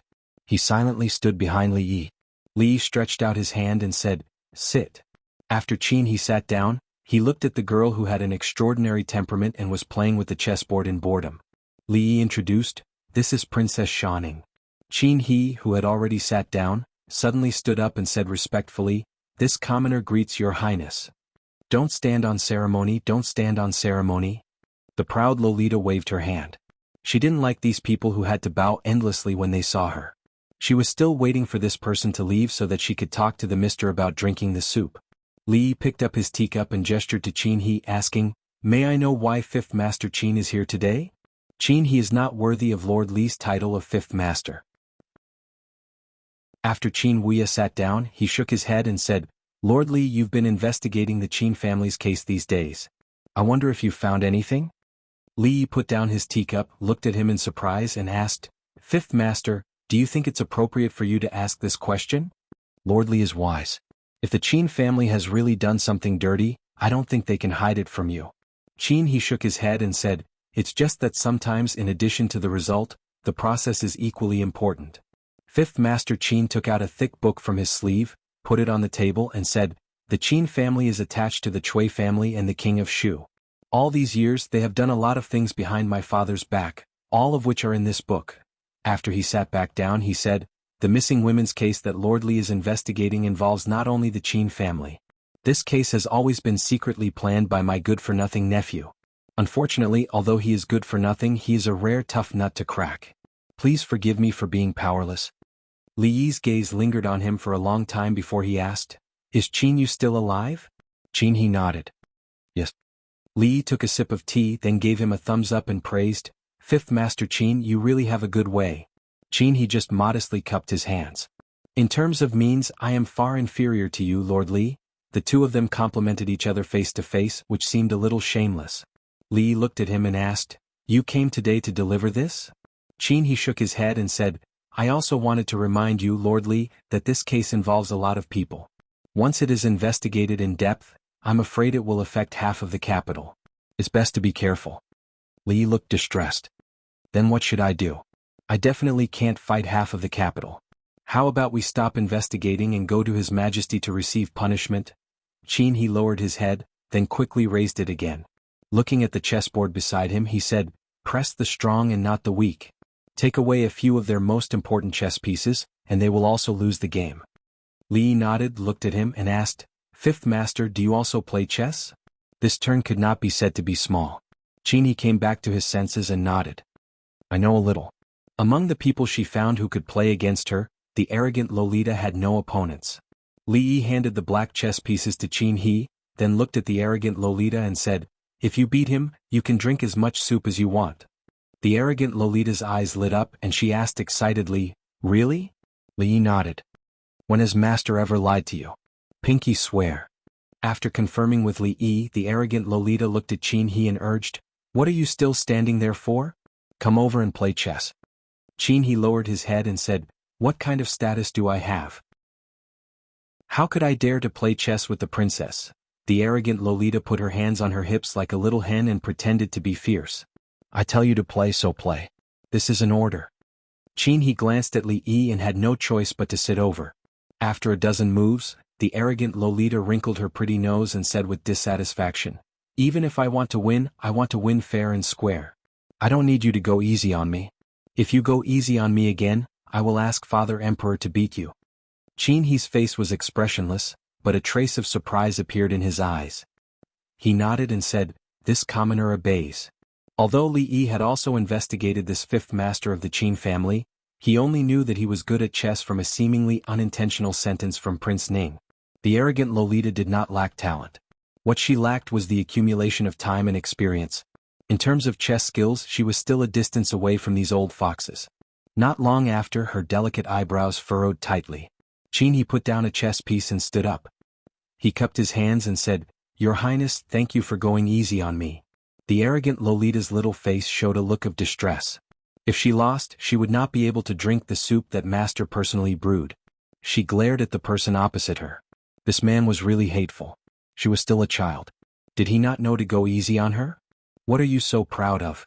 She curled her lips and removed the black chess pieces at several key positions on the chessboard. She put down her white chess pieces and said proudly, Now I've won. Qin he opened his mouth. The arrogant Lolita immediately said, Don't speak. If you speak again, I'll have Imperial Father beat you. Li Yi looked at Qin he and said with a smile, Sorry, this is how our family plays chess. The arrogant Lolita was overjoyed because Master had just said, Our family. Qin he looked at the chessboard, then looked at Li Yi. He seemed to have understood something. A smile also appeared on his face. He took back the booklet on the table and bowed, saying, I've lost. Your Highness, Lord Li, I will take my leave. Master, I've won. The arrogant Lolita turned to look at him and made a gesture of victory. In the kitchen, Li Yi helped the arrogant Lolita boil soup. He conveniently took a chicken leg and handed it to the sloppy old man standing outside the door with a bitter expression. The sloppy old man glanced at him. I have no appetite. Forget it. That thing. I'll give it to you. Li Yi took out a booklet and handed it to him. He said, If you don't have enough people, you can go to the Lu Alliance to find Lu Luo. They shouldn't refuse Su's request. After the sloppy old man took the booklet, he flipped through it and turned to leave. After a few steps, he turned back and snatched the chicken leg from Li Yi's hand. The next moment, his figure suddenly disappeared. Chapter 920. This world was different from the future. After being here for a few years, Li Yi gradually understood some principles. For some people, if you tried to reason with them, they would act like a hooligan. If you tried to reason with them, they would act like a hooligan. If you tried to reason with them, they would act like a hooligan. If you tried to reason with them, they would be even more of a hooligan than you. To deal with this kind of hooligan, there was no need to talk about reason or the law. Directly flipping the table was the best choice. It was like playing chess with Tsundra Loli. It didn't matter who won or who had the advantage. As long as she used her ultimate killing move, the universe's invincible howling celestial dog, or the contestants turned into the referee and declared that they would win, the game would be over. Similarly, influenced by the Tsundra Loli, Li Yi didn't want to continue playing with the Chui family. It was better to directly flip the table. With an old hooligan like Su around, who would be more of a hooligan? Sir, is the soup ready? The Tsundra Loli sat in the courtyard, anxiously waiting. Li Yi collected his thoughts and opened the lid of the clay pot. He picked up a spoon and tasted it. He turned around and said, it's ready, Lu Meng. Dozens of people respectfully stood in an open space. They looked at a sloppy old man in front of them. Their faces were filled with excitement. They bowed and said, we will follow Senior's orders. The sloppy old man turned his head and signaled. Someone had already handed them a piece of paper. His face darkened and he said coldly, look carefully. Tonight you will see these names. Don't leave out a single one. Understood. Everyone bowed and their voices resounded throughout the drill ground. Qin Manor. The servants of the Qin clan watched as a drunk figure walked into the mansion. They glanced at him and then looked away. They were already used to Fifth Lord's behavior. But the strange thing was that he usually had a man supporting him. Today he came back alone. Qin Yin walked out of the hall. He found it hard to calm the melancholy in his heart. Qin Yu had already disappeared for almost a month. In this month, not a single piece of news had been sent back. Within the capital, he had asked everyone he could think of, but there was still no news at all. At this point he finally had a bad premonition in his heart. This wasn't like the unfilial son's personality, and it didn't make sense. It was as if he had completely disappeared from this world. Not only could the Qin family not find him, but even the government and the secret intelligence agency couldn't find him. Although he didn't know his son that well, he knew very well that he didn't have the ability to hide so well that even the Secret Service couldn't find him. He was already depressed, and when he saw the drunken figure walking over, he was naturally even more annoyed. You went to drink again. Look at you now, you don't look like a human at all.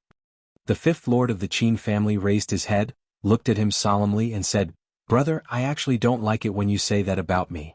Qin Yan's eyes widened. This was the first time in recent years that he had seen his fifth brother talk back to him. He pointed at him and said in disbelief, Look in the mirror, look at yourself. I'm doing this for the sake of the Qin family's face. You still dare to talk back. Face. Fifth Lord Qin laughed mockingly and said, Don't deceive yourself and others. What face does the Qin family have left? The Qin family's face was not lost by me but by you people. Qin Yan's face revealed anger, pointed at him and said, How much did you drink tonight? Bastard, you dare to say such words, do you still have any manners? Qin he looked at him seriously, shook his head and said, Rules? Don't be naive, rules are meant to be broken. If worst comes to worst, I'll just flip the table and not play anymore, he muttered and then said, Also, I don't like it when you call me bastard. Bang. Qin Yan's body flew back into the room, knocking over several tables and chairs. Qin he rubbed his forehead and muttered, I'm really a bit drunk, I can't even control my hands and feet. Wu Er, why aren't you helping Fifth Lord? Wu Er. After saying these two sentences, he nodded in understanding. Oh, Wu Er is gone. He's coming. A sturdy figure ran over from behind and supported his swaying body. He looked at the Qin family's servants at the side and said angrily, Are all of you dead people? What are you still standing there for? Why aren't you going to help the great lord? The capital was the richest place in the Jing kingdom, and it was also the place where the nobles and officials gathered the most. In the same city, there were poor commoners who didn't know the next meal, and were worried about their livelihood. There were also high officials who were fish in the day and had fun at night. The The two regions, one in the north and one in the south, were like two completely different worlds. In the southern district of the capital, in a luxurious mansion, the naked middle-aged fatty had just climbed down from the body of the seventh concubine he married a few days ago. He wiped the sweat from his forehead and inadvertently glanced at him. The sweat that he had just wiped off came out again. But this time it was cold sweat. His body trembled a few times and he looked at the cloaked figure sitting at the table in the middle of the hall, and said with a trembling voice, You, who are you? Is it over? A surprised voice came from under the cloak. That's a bit fast, your kidneys aren't working, right? As the voice fell, two figures slowly walked over. One of the figures glanced at the naked woman on the bed a few times. The other person beside him coughed lightly. Watch your discipline. That person immediately retracted his gaze, and with a flick of his toes, the quilt that had fallen to the ground flew up to the bed, and covered the woman's body. The woman had long been scared pale, but the middle-aged fatty pretended to be calm. He pointed at the two people and asked, You, who are you? What do you want? Do you know who I am? One of them waved his hand and said, Han Dayun, you've committed a crime. Come with us. Han Dayun? The middle-aged fatty was stunned and said, I'm not Han Dayun. What? That person was stunned and he asked, Isn't this the Han residence? The middle-aged fatty said timidly, This is the Han residence, but the Han Dayun you're talking about lives in the Han residence next door? Between the two of them, one of them took out a portrait and after looking at it carefully he cursed in a low voice, Damn it, we've gone the wrong way. He glared at the person beside him and then looked at the middle-aged fatty and said, I'm sorry, I've mistaken you for someone else. Sorry for disturbing you. You can continue. The two of them walked out of the door, and when they closed the door one of them turned back and whispered, Eat more chives on a daily basis, it's good. Claw thorn. Before the middle-aged fatty could finish his sentence he felt a sharp pain in his neck, and his entire body went limp and fell onto the bed. The woman wanted to open her mouth to scream, but her vision also went black and she lost consciousness. Not long after, in the house next door, a middle-aged man curled up at the foot of the bed, and looked at the two people in the room in horror. He said with a trembling voice, You, who are you? What are you doing here? A black shadow in the room asked in a deep voice, Are you Han Sanyuan? The middle-aged man felt relieved and he shook his head and said, No, you've got the wrong person. I'm Han Dayun, that's right. A person walked forward and tapped his neck lightly. The middle-aged man was horrified to find that his body could no longer move. The figure hidden in the cloak said coldly, Han Dayun, you've committed a crime. Come with us. Chapter 9:21. The weather is dry. Be careful of the fire. Guard against thieves and burglars. Close the doors and windows. It's the third watch. It was a dark and windy night. It was a day of murder and arson. The clouds were thick and the stars were hidden, covering the moon. The entire capital was shrouded in a thick layer of darkness. The next day would certainly not be a sunny day, but for some people, tonight was a rare opportunity. In the third watch in the capital, regardless of whether it was the commoners or the nobles, they had all put out their lights and gone to sleep. The night watchman struck the gong and slowly walked through the streets. From time to time, a group of patrolling soldiers would hurriedly pass by.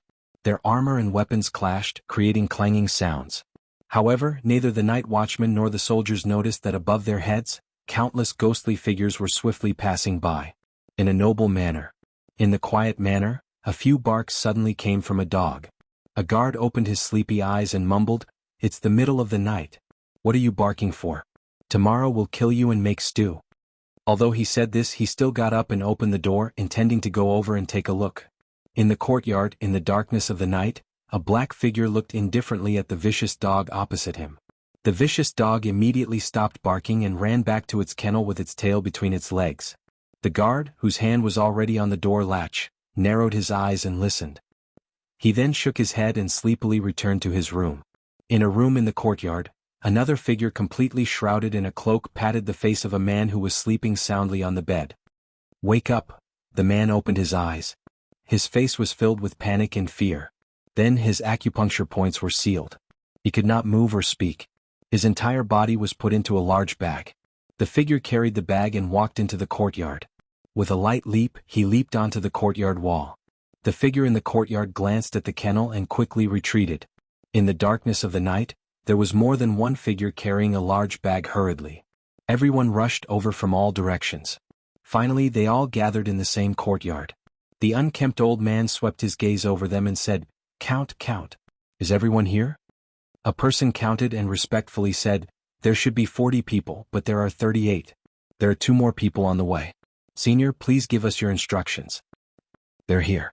As soon as the voice fell, 2 large bags were thrown in from outside.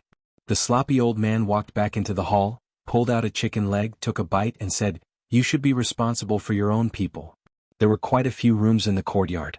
Everyone split into groups of 2, picked up the squirming bags in the courtyard, and picked a room to enter. In a certain room, the man sitting in front of the table looked at the figure kneeling before him and asked in a deep voice, "Name? Who are you people?" In the hall, the man who was only wearing an inner shirt had a look of horror on his face. "Why did you bring me here?" The man asked again, "Name? Do you know who I am? If you capture me, don't even think about escaping the capital." Behind him, a man kicked him impatiently. "I'm asking you a question. Come back here and don't play any tricks." Although the man kneeling there was terrified, the situation was beyond his control. In order not to provoke these villains, he could only answer honestly, "Wei Qi." Official position: Ministry of Works? Assistant Minister of the Ministry of Works. The man glanced at him and said, "What bad things have you done? Tell me."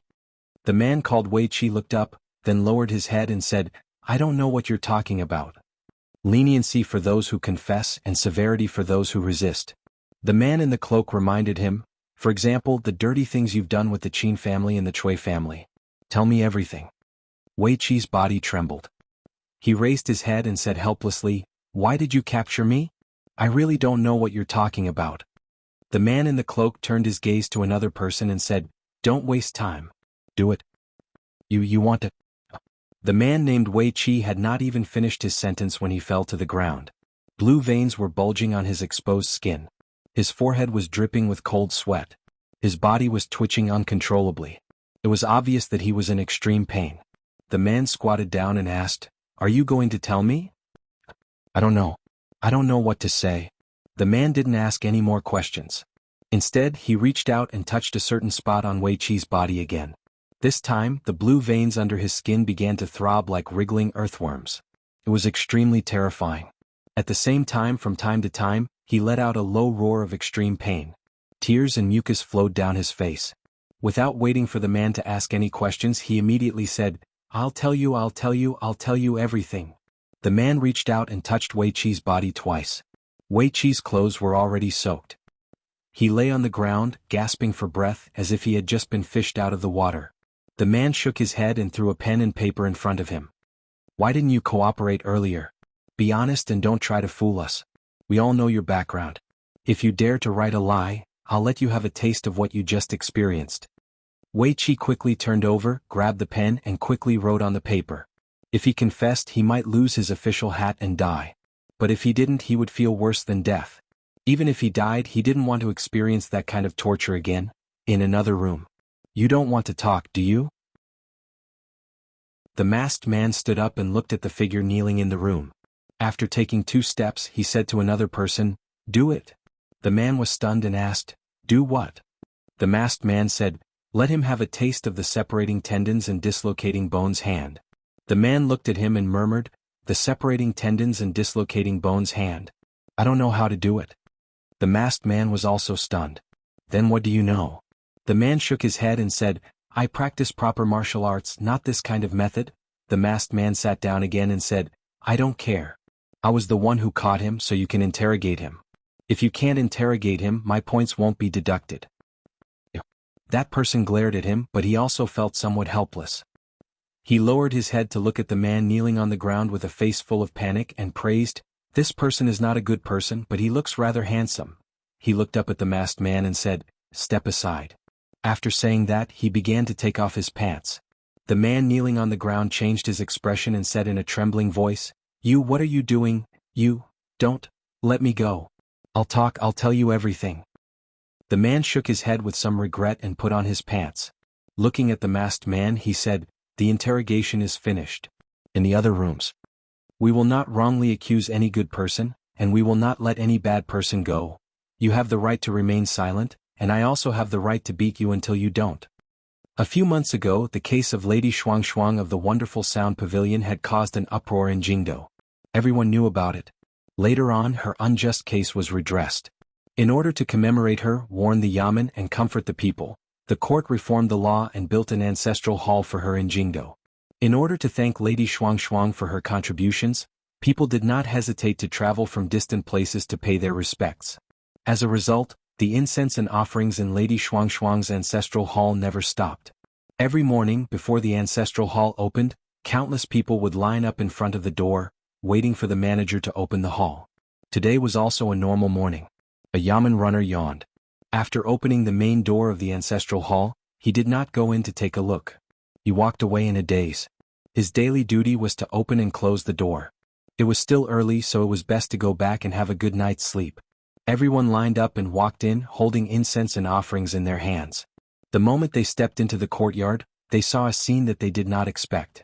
According to tradition, before entering the ancestral hall, they had to first pay their respects in front of the stone tablet in the courtyard.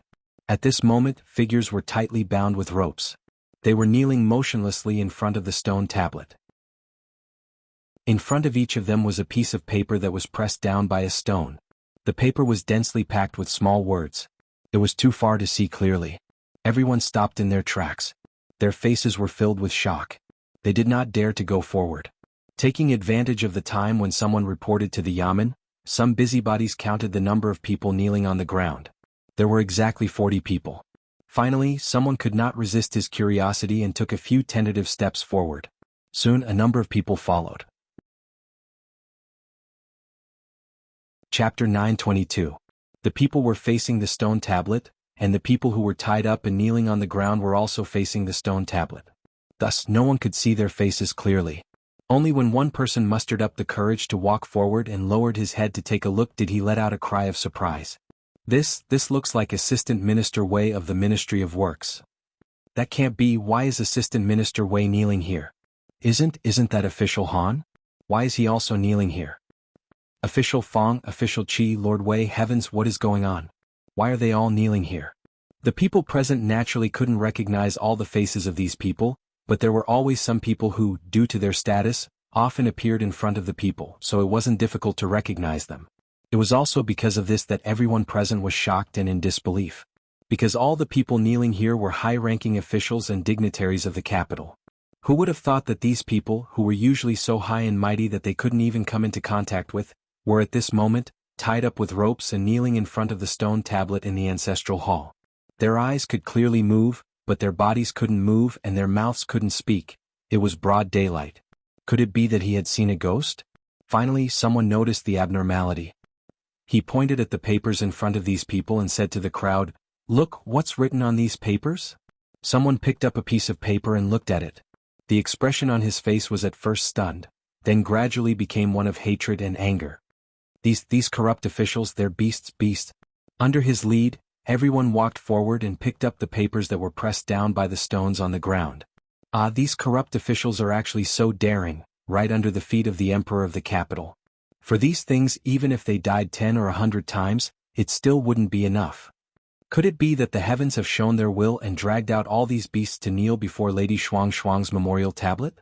The heavens have eyes, the heavens have eyes.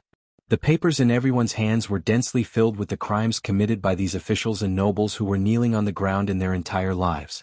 Every single one of them was horrifying, and it caused one's heart to go cold just by looking at it. They had no idea that these people, who usually looked bright and noble on the outside, were actually so dirty on the inside. When they knelt neatly in front of the tombstone, and the crimes that they had signed and stamped were placed in front of everyone, the suppressed emotions in the hearts of the people suddenly exploded. One of them finally couldn't take it anymore. He kicked the person closest to him, who was kneeling on the ground, and said angrily, You all deserve to die. Yes, kill them so that they don't come out and harm people again. Kill them and get rid of the scourge for the people. After the first few people made a move, the crowd immediately became enraged. They pushed the people kneeling on the ground and started punching and kicking them.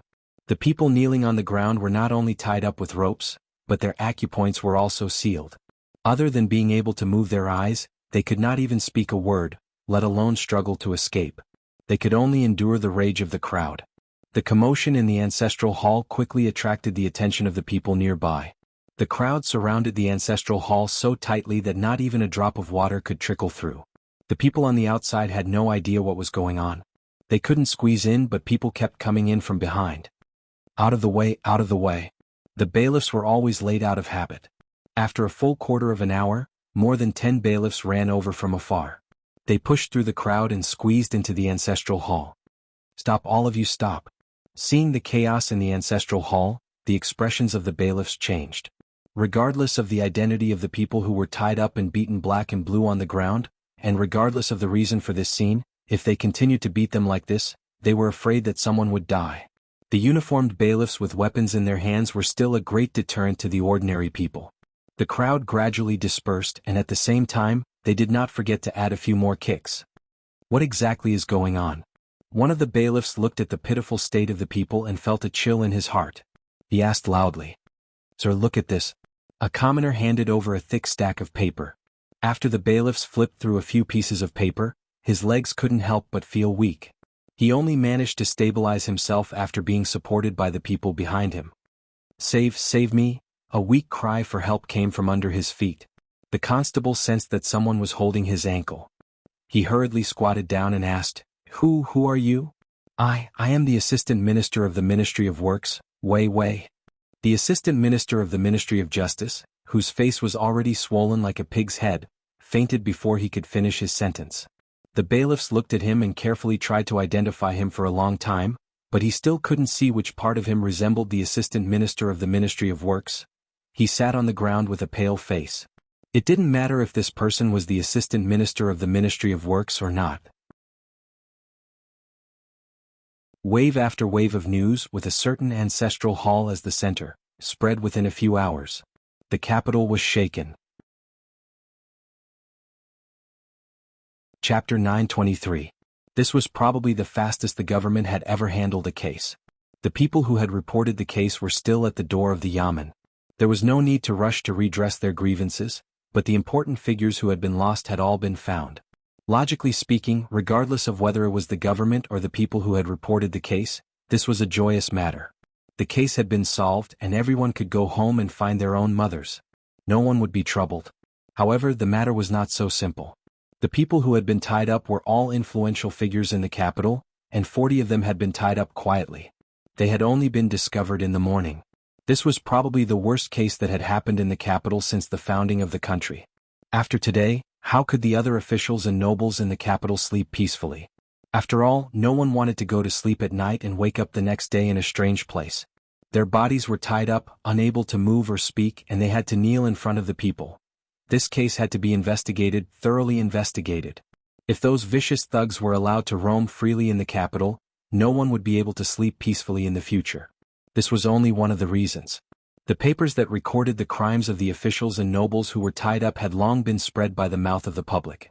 They were indeed the victims, but at the same time they were the perpetrators. The words that were written with blood and tears could be verified to prove their authenticity. The court was in the midst of a legal reform. Although the crimes of the nobles could not be equated with those of the common people, if a common person committed any of the crimes, they would be beheaded dozens or hundreds of times. It would not be too much to just behead them once, right? Each of these people had committed grave crimes. There were countless eyes watching outside. Who would dare to let them go back? Zheng Shichen rubbed the space between his eyebrows.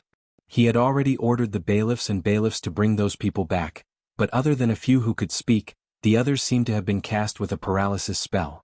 Even though their noses were bruised and their faces swollen, they could not make a sound of pain, much less move. Sir Zheng, can I bring my master back? Sir, my master is injured and needs immediate treatment. Your government is not going to catch those assassins, but instead detain these officials here. What are your intentions? Zheng Shichen rubbed his temples again when he heard the shouts coming from outside the hall. Those people were either nobles or high officials. Even he couldn't offend so many clans at the same time. Just as he was having a headache, a constable finally walked in with a happy expression and said loudly, Sir, someone from the palace has come. It was not only the eunuchs who came from the palace to announce the imperial edict, but also the medical officials of the Imperial Physician Bureau. After examining them, the imperial physician Lu Jimin shook his head and said, These people have all had their acupoints sealed. It's the technique of a warrior. A gray-robed old man walked out from the back. He stretched out his hand and pointed at one of the men's necks. In the next moment, a miserable howl was heard. The man finally regained his freedom. He covered his buttocks and screamed miserably. The gray-robed old man walked around the crowd and unsealed everyone's acupoints one by one. Suddenly, everyone heard a series of screams, and the situation went out of control. Zheng Shichen stepped forward, looked at the young man at the front and asked, "What did His Highness say?" Lu Yichuan looked at him and slowly said, "Investigate thoroughly." Zheng Shichen nodded and said, 40 officials have been arrested. The impact is too bad. If we don't investigate clearly, many of the officials in the court will not agree. A thorough investigation naturally has to be conducted. However, to be able to commit such a crime without anyone knowing, I'm afraid it's not the work of an ordinary person. It won't be easy to investigate this case. The crimes committed by these sinful officials and nobles must be thoroughly investigated. Lu Yichuan looked at him and said, "These people will temporarily stay in the capital government office. The Imperial Physician Bureau will treat their injuries. The Secret Intelligence Bureau will take over everything else." A smile appeared on Zheng Shichen's face. He placed a thick stack of papers in Lu Yichuan's hand and said, "I'll have to trouble Lord Lu." The onlookers had already surrounded the capital government office. If those wicked people who had committed heinous crimes walked out, it was likely that some uncontrollable events would occur. Fortunately, this time the court did not disappoint them. Not a single one of the 40 people walked out of the government office. The capital governor's manor had also put up a notice outside, expressing strong condemnation of those audacious thieves who had kidnapped officials and nobles. At the same time, it expressed that the case would be strictly investigated, and the thieves would be arrested as soon as possible, so that the capital could be restored to order. As for the crimes that these 40 people had confessed to, the government would certainly verify them one by one. Once verified, they would not be tolerated.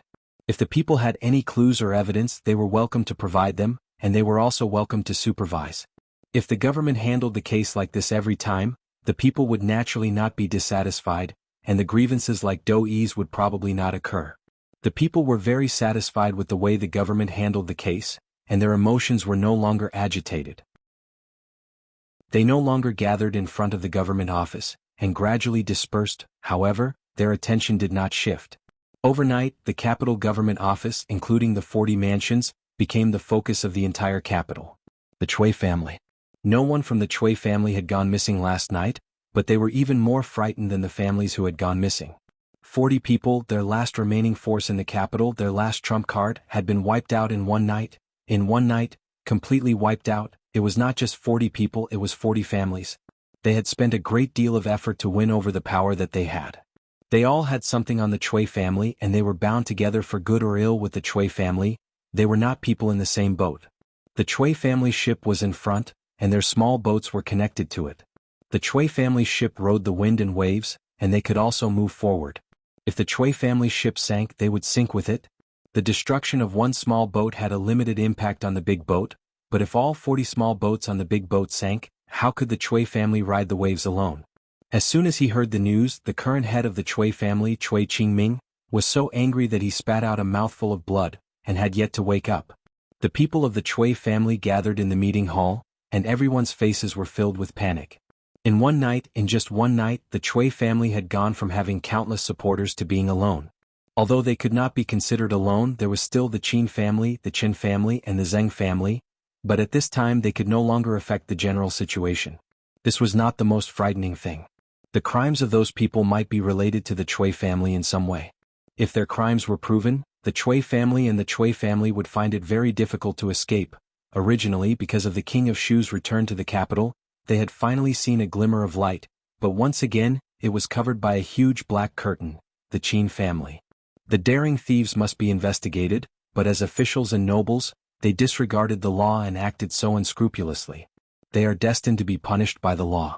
His Majesty has already ordered a strict investigation of this case. Although it will cause a great shock in the capital, in the long run, the benefits outweigh the disadvantages. At the family banquet, Qin Xiang looked at the people below and said in a low voice, "You must all take this as a warning." Clang. Qin Yan's hands trembled. He could not hold the bowl in his hands, and it fell to the ground with a crisp sound.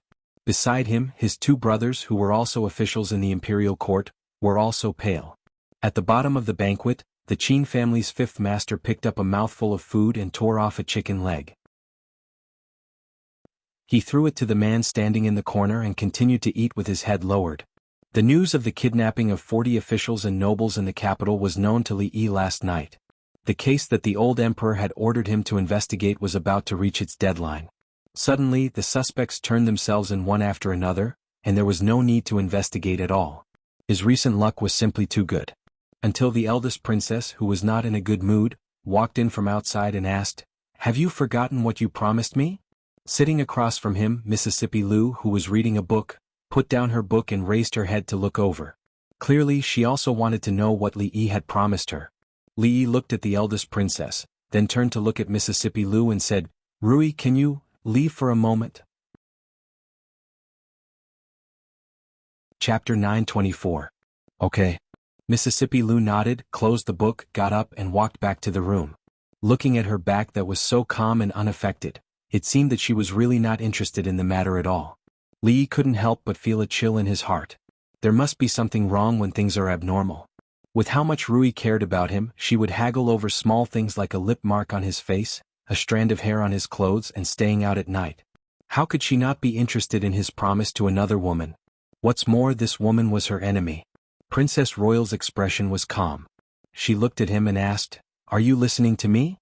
Li Yi found that he had made a mistake, a big mistake. When a woman was talking to him, he was thinking about another woman. Moreover, the woman he was thinking about was bigger than the one in front of him. He quickly turned his head and lowered his head, saying, "I'm listening. I'm listening." "What did I say just now?" Li Yi thought for a moment and said, "What did I promise you?" "I promised you a lot of things." "Which one are you talking about?" "Other than not bringing soup to see you these few days, there's nothing wrong with what I've done. You promised me that you wouldn't act rashly." Emingzi looked at him and said with a frown, "Do you know how dangerous this matter is and how big the impact will be? This case is not only shocking the capital but the whole world. The officials are panicking, and all the civil and military officials in the court are asking for a thorough investigation of this case. What will you do if the truth is found out?" "You suspect that I did this case?" Li Yi stood up and looked at her in surprise. "I'm a little embarrassed when you say that. I didn't expect that I'm so powerful in your heart. In fact, I'm a little weaker than you think. Although those people are all guilty, there are still the authorities, the court." Emingzi looked at him and said solemnly, "Have you ever thought that if the Secret Intelligence Bureau finds out the truth, you will have to face all the officials and nobles in the capital? If I don't have you, what will I do?" Li Yi sighed. He originally wanted to cultivate her ability to do things on her own, but now, it seemed that she was getting further and further away from this goal. Mississippi Lu walked over, picked up autumn water from the table and said, "You guys continue." After saying that, he simply turned around and walked back. Li Yi shook his head and asked, "Did His Majesty say anything?" "Father ordered the Secret Intelligence Bureau to investigate this case thoroughly, and all the officials and nobles who are guilty will be." Emingzi looked at him as if she had thought of something and said in surprise, "Father knows about this?" "It's precisely because this case has too many implications that we have enough power to drag the Cui family into this and uproot the Cui family and the King of Shu's faction." Li Yi looked at her and asked, "You don't want everyone to know that the King of Shu is not His Majesty's biological son, do you?" She looked at Li Yi and asked, "So, it was Father who instructed you to do this?" Li Yi nodded. "When?" "The day I entered the palace last time. This matter had to be carried out with lightning speed, leaving them no time to react. It was impossible for the imperial court to mobilize a large number of imperial guards to confiscate the property of the Cui family, and the capital would probably be in an uproar. Although this method was suspected of cheating, it was simple, direct, and violent. Moreover, it had the tacit consent of the old emperor, so the risk was minimal. The matter of the King of Shu could not be made known to everyone. This was not allowed by the imperial court.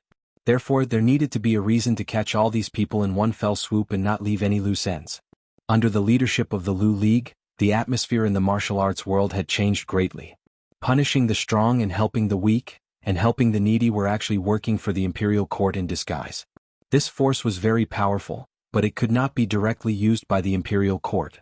A long time ago he and the old emperor had reached an agreement on this force. Emingzi looked at him, and a trace of disappointment appeared on her face. "You and Father have already discussed this. Then let's leave it at that." After saying this, she turned and walked out. Seeing the change in her expression, Li Yi hurriedly stood up and caught up with her. He said, "I'm sorry, it's my fault." Emingzi shook her head and said, "You're not wrong." "I'm wrong." "You're not wrong." "I'm really wrong." Emingzi stopped and turned to look at him.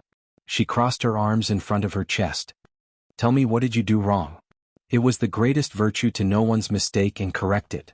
After admitting his mistake, Li Yi shook his head and said, "It's my fault to hide such a big thing from you. However, there are some things that you also hid from me." "What things?" Emingzi frowned slightly. She didn't even hide the time of her menstrual cycle from him. What else did she not tell him? She was sincere, but in exchange she hid and suspected the person who was very important to him. It was hard to describe the feeling in words. "What you hid from me is that you actually don't need to drink soup anymore." Li Yi looked at her and said, "If you weren't wrapped?" Her Royal Highness went back and didn't mention the matter of hiding anymore. Mississippi Lu walked out of the room and returned to her original seat to read. Li Yi glanced at her and reminded her, "You're holding the book upside down." So Mississippi Lu stopped reading. She put the book on the table and began to look at him. Li Yi explained, "Just now we talked about some matters of the court." Mississippi Lu asked, "Does the matter of the court also include the question, what will she do without you?" Li Yi looked at her and said seriously, "I swear to God, the relationship between me and the eldest princess is very pure, just like the relationship between me and you." Mississippi Lu thought for a moment and couldn't help but remember that night when he was drunk and broke into the study in the middle of the night. Her eyes narrowed slightly. Qin's mansion was Qin's mansion after all. Even if they brought people from Qin's mansion to be investigated, the people of the intelligence division still had a polite expression. "My lords, thank you for your trouble." Qin Yan's face was pale and his eyes were lifeless. The two people behind him also had the same expression. Qin Xiang seemed to have aged a lot overnight. When he walked up the stairs, his body swayed slightly. The Qin family's fifth master immediately went up to support him. "There are steps. Be careful, father." The leader of the intelligence division walked up and said respectfully, "Don't worry, Prime Minister. The lords are only going to be investigated. If those people framed us, we will definitely send the lords back in one piece." Even after the people of the intelligence division left, Qin Xiang's gaze was still fixed in that direction. He whispered, "What if it's not framed?" No one answered. The Qin family's fifth master supported him and turned around. He whispered, "Father, it's windy outside. Let's go back." After the Qin family's three influential officials walked out of Qin's mansion, they never came back. Based on the confessions of the 40 people, the intelligence division effortlessly found the Devil's Den 30 miles away from the capital. They also found the dozens of missing women. When they pointed out that the place where they were previously hidden was the Qin family's manor, the career of Qin Xiang's eldest son, Qin Yan, came to an end. Although the other two people's crimes were not as serious as Qin Yan's, they were involved in several other cases. They couldn't stand up to the intelligence division's investigation and were imprisoned one after another.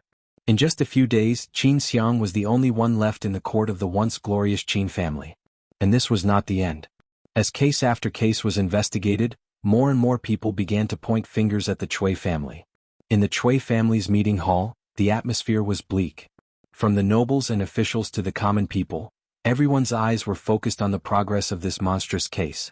All the support they could obtain in the court was almost completely destroyed. Even if there was some left, it wouldn't be of much use. A middle-aged man had a panicked expression. He said, "Second brother, what should we do? Say something." Cui Qingming's eyes were bloodshot, but he still forced himself to remain calm. He murmured, "We still have the Empress and His Highness. His Highness will be back soon. The Cui family will not perish. The Cui family will not perish."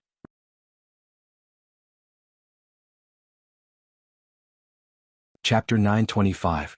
The capital city was chaotic these days, but it was chaotic in an orderly manner. The reason for the chaos was that since the founding of the Jing Kingdom, there had never been so many officials and nobles who fell from power at the same time in such a short period of time. The 40 or so people were just a prelude. According to their confessions, when the Secret Intelligence Bureau investigated the case, they dragged the Qin family and the Cui family into the water. Every day, people's houses would be searched and prisoner carts would pass through the streets. Such a big movement made the entire capital city a mess. The chaos was orderly because every time a position was vacant in the court, someone would quickly fill it, so it did not have much impact on the court. The promotion of this monstrous case was completely the general trend. Everyone in the world was watching. Once it started, it was like a surging river rushing forward and there was no turning back. In fact, not many people paid attention to the thieves who had kidnapped these people from their homes. Flipping the table was really an addictive thing. It was simple, violent, and effective. Once people had enough power in their hands, they liked to take shortcuts and were unwilling to be bound by the rules of the world. This was not a good thing and one should learn from it. However, this matter was originally agreed by the old emperor in advance. Now that the old emperor blamed him, it was completely like getting rid of the donkey after it was no longer of use. Li Yi looked at Emperor Jing, who was leaning against the bed, and said, "Your Majesty, you said that if normal methods don't work, we can use some extreme methods." The old emperor raised his eyebrows and looked at him. "I said extreme. I allowed you to arrest a few people to interrogate. Who asked you to arrest everyone? Since ancient times, kings were the most heartless. The sentence was not wrong at all. The emperor was the most temperamental person. It was clearly what he said, but in the blink of an eye, he did not admit it. It was simply like burning the bridge after crossing the river, uprooting. At this time it was better not to refute." Li Yi lowered his head and ate the porridge, no longer saying anything. "You have made such a big mess for me, and you still have the mood to eat porridge here." Jing Di looked at him and felt angry. He said, "Go to the Hall of Diligent Government and reflect for 2 hours. Think about what you did wrong this time." The emperor's words were like gold and jade.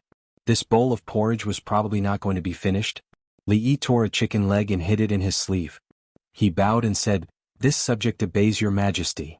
Looking at him slowly leaving, Emperor Jing coughed a few times and sighed, saying, "If everything could be broken like this, how much worry would I have?" As the emperor, he seemed to have the highest authority in the country. However, it was precisely because of his high authority that he was bound by many things. Changde closed the door and opened a window for ventilation. He said, "Your Majesty only needs to rest well. Leave these matters to them." In the end, the drumstick did not fall into Li Yi's mouth. The proud Lolita fed Yongning a bite and then took a bite herself. She crossed her legs and sat opposite Li Yi. She asked him when he would take her to the academy. The academy that Li Yi gave her had been built. It was called the Shining Academy. The 14-year-old proud Lolita was not only the honorary dean, but she also held the real power of the academy. As for what she wanted to do, Li Yi did not intend to care. However, with her temperament, he was afraid that when the novelty period was over, she would directly throw it to Emingzu. When he said that Emingzu had arrived, he had 2 hours to reflect. He only said that he could not leave the Hall of Diligent Government within these 2 hours. As for sleeping or eating hot pot in the Hall of Diligent Government, the old emperor did not say. The proud Lolita smelled the smell from afar. She got up from the ground and ran over barefoot. She asked excitedly, "Royal sister, what delicious food did you bring?" The royal princess put down the food box and opened it layer by layer. She placed it on the ground in front of Li Yi and handed him a pair of chopsticks. "I don't think I ate much at father's place just now. I asked the catering department to make this." This was the reason why he liked the royal princess. She could be in the imperial court and in the kitchen. Although she was cooking for someone else, her style was ever-changing. Who would not like her to be able to freely change from a domineering empress to a caring wife? Perhaps women were born with a few different faces. Even second Miss Lu, who had always been like an iceberg, was able to control several different styles in recent days. Knowing that her royal sister and her husband had something to discuss, the proud Lolita took Yongning to the side to play. Li Emingzu took out a small wine pot and poured himself a cup. She asked, "Is there really nothing that you are afraid of?" He did not even let himself finish a bowl of porridge. Li Yi was a little hungry. He asked as he picked up some food, "What do you mean?" To be able to make so many officials and nobles disappear from their homes in one night. Li Emingzi looked at him and said slowly, "In so many years you are the first. They will not think that you are strong. They will only think that you are a threat. What do you think father wants you to think about?" Li Yi shook his head and said, "You are wrong about 2 things. The one who made them disappear wasn't me, it was His Majesty." He looked at Emingzu and said, "Moreover, there are things that I am afraid of, and people.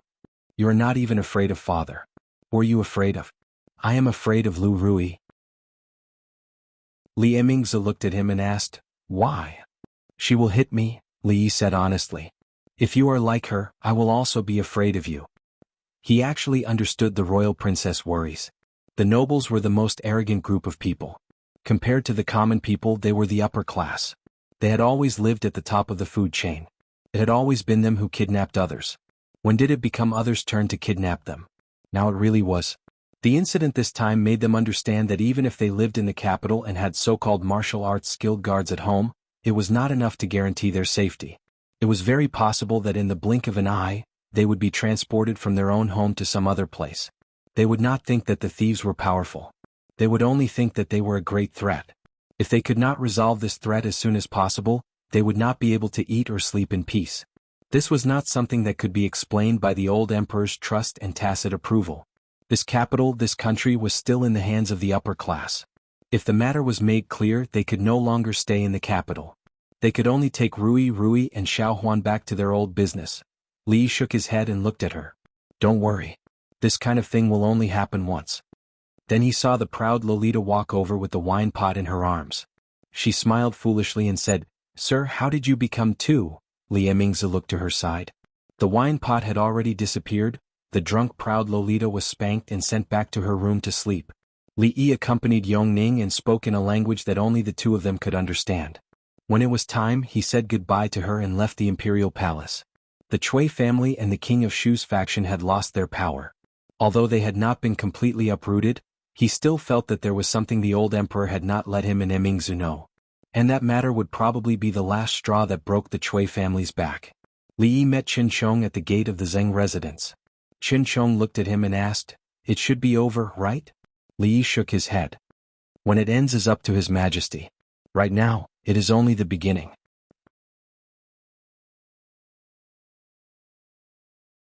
Chapter 926. For the Chui family, what was happening now was really just the beginning. Just the fact that the King of Shu was not the biological son of the emperor was enough to send the entire Chui family, including noble consort Chui, to hell. Although the truth had not been revealed, the lightest punishment was the crime of deceiving the emperor and stealing the country. If it was more serious, no one knew which was more serious, deceiving the emperor or lying to him. But no matter which one it was, everyone related to the Chui family would not be able to escape. Qin Chong's expression changed several times and finally turned pale. Looking at Li Yi, he bowed and said, "Thank you." Li Yi nodded and turned to walk into the Zheng residence. When Drunk Ink saw him come in, she quickly hid the wedding dress in her hand. Li Yi did not ask much. Her wedding dress was all embroidered and it would be done in a few days. There was no hurry to do it in a day or two. He opened his mouth, but before he could say a word, Goddess Luo Shui walked in with the wedding dress and said, "You guys talk first. I'll go in and finish the painting."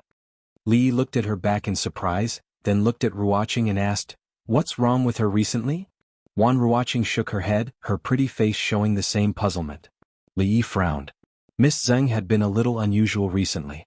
The last time he came, she said she was not feeling well and needed to rest, so she asked Ruoqing to chat with him. The last time, she said she had a stomachache and went back to her room to rest alone, so she asked Ruoqing to chat with him.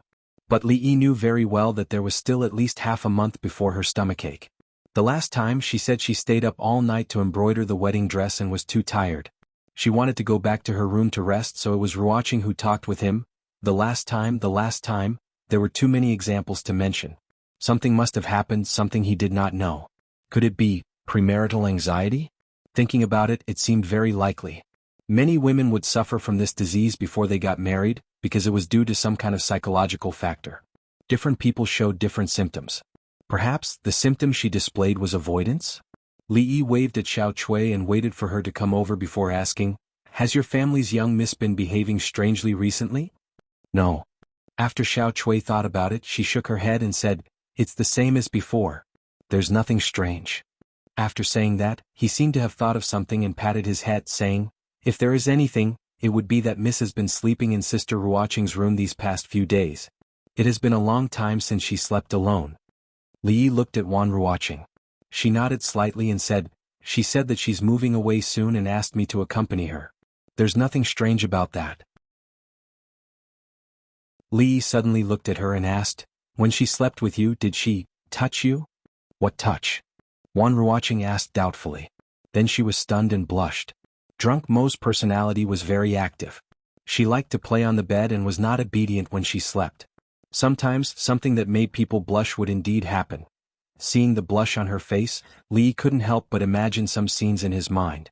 Then his face turned a little red and then a little white. He turned to look at Wan Ruoqing with a complicated expression. Drunk Mo was his and Ruoqing would be his sooner or later. The situation now was that the two of them slept on the same bed and often did things that made people blush. Who liked who cheated on who, and who let down who? No, he needed to think about this problem. The capital had been very turbulent these days. It was not an exaggeration to say that it was a monstrous wave. Even the powerful Chui clan and Qin clan, although they did not fall apart, were on the verge of collapse. As for the other smaller clans under such a huge wave, not even their corpses were left. The Chen clan had always been very close to the Chui clan and was only slightly inferior to the Qin clan. It was really a miracle that they were not affected in the slightest by this storm. At this time in the Qin clan, the atmosphere was not as relaxed as everyone thought. It's just the beginning, just the beginning. Qin Qing paced in the hall and said with a sullen face, if this is just the beginning, then to what extent will it be considered to be the end? Qin Chong sat on the chair. His expression was much calmer than his. He raised his head and looked outside. Perhaps we still have to add in the king of Shu or even that person in the palace, before it will be considered to be the end? Qin Qing turned his head and said in disbelief, how is this possible? Qin Chong shook his head and said, if this is just the beginning, then this time no matter what, the Chen clan will not be able to escape. He looked at Qin Qing and said, there has to be one person in the Chen clan who has to stand up. I'm not here anymore. In the future, take good care of third sister. If you encounter any problems that you can't solve, go find him. No. Qin Qing decided to cut him off. Even if someone has to go, it will be me. You stay behind to take care of third sister. This matter is decided. Big brother, you still have hope. Qin Chong looked at him and said, let me bear the Qin clan's past alone. Qin Qing's expression was cold. He shook his head and said, no, this definitely won't do. Big brother, second brother? As the two of them were arguing, a delicate figure walked in from the door. Their expressions changed and they said at the same time, third sister, why are you here? Qin Chong walked over and said hurriedly, I have something to discuss with big brother. You should go back and rest first. The girl with snow-white hair shook her head, but a smile appeared on her face. She said firmly, I am also a member of the Qin clan. No matter what happens, Miao, you will face it together with big brother and second brother. Qin Chong looked at her, patted her hand and strode out of the door. This official is guilty. In front of a certain hall in the imperial palace, Qin Chong knelt down and said loudly, Qin clan. On the couch, Jing Di put down the booklet in his hand and shook his head in disappointment. Let Emingzi handle this matter. The 9-month-old Li Duan could already crawl everywhere. Even when the eldest princess walked in, Li Yi was still tirelessly moving him from the side of the bed to the inside of the bed. When he crawled out, she would repeat this action. She probably had something to discuss with him at this time. Li Yi carried the little fellow and passed him to Rui. Li Duan, on the other hand, reached out his little hand to Xiao Huan. In this family, the little fellow was like an emperor, but the emperor also had someone he was afraid of, and that person was Lu Rui. Mississippi Lu might be born with a kind of deterrence. Usually, when she looked at Li Duan, he absolutely did not dare to cry or pester her. Xiao Huan, let's go out. Mississippi Lu glanced at Xiao Huan and got up to leave. Xiao Huan held Li Duan and went out obediently. Emingzi handed him a booklet and said, take a look at this. Li Yi opened the booklet and read it carefully. He lowered his head and asked in a low voice, if it is judged normally, what will be the result? The Chen clan has a lot of evidence of crimes. Emingzi looked at him and said, although the House of Duke will still be considered, the death penalty can be avoided, but the punishment cannot be avoided. In the direct line, the men will be exiled and the women will be reduced to lowly status and put into the musical house. She looked at Li Yi and said, so, I'm here to ask for your opinion. Does this count as abusing power for personal gain? Yes.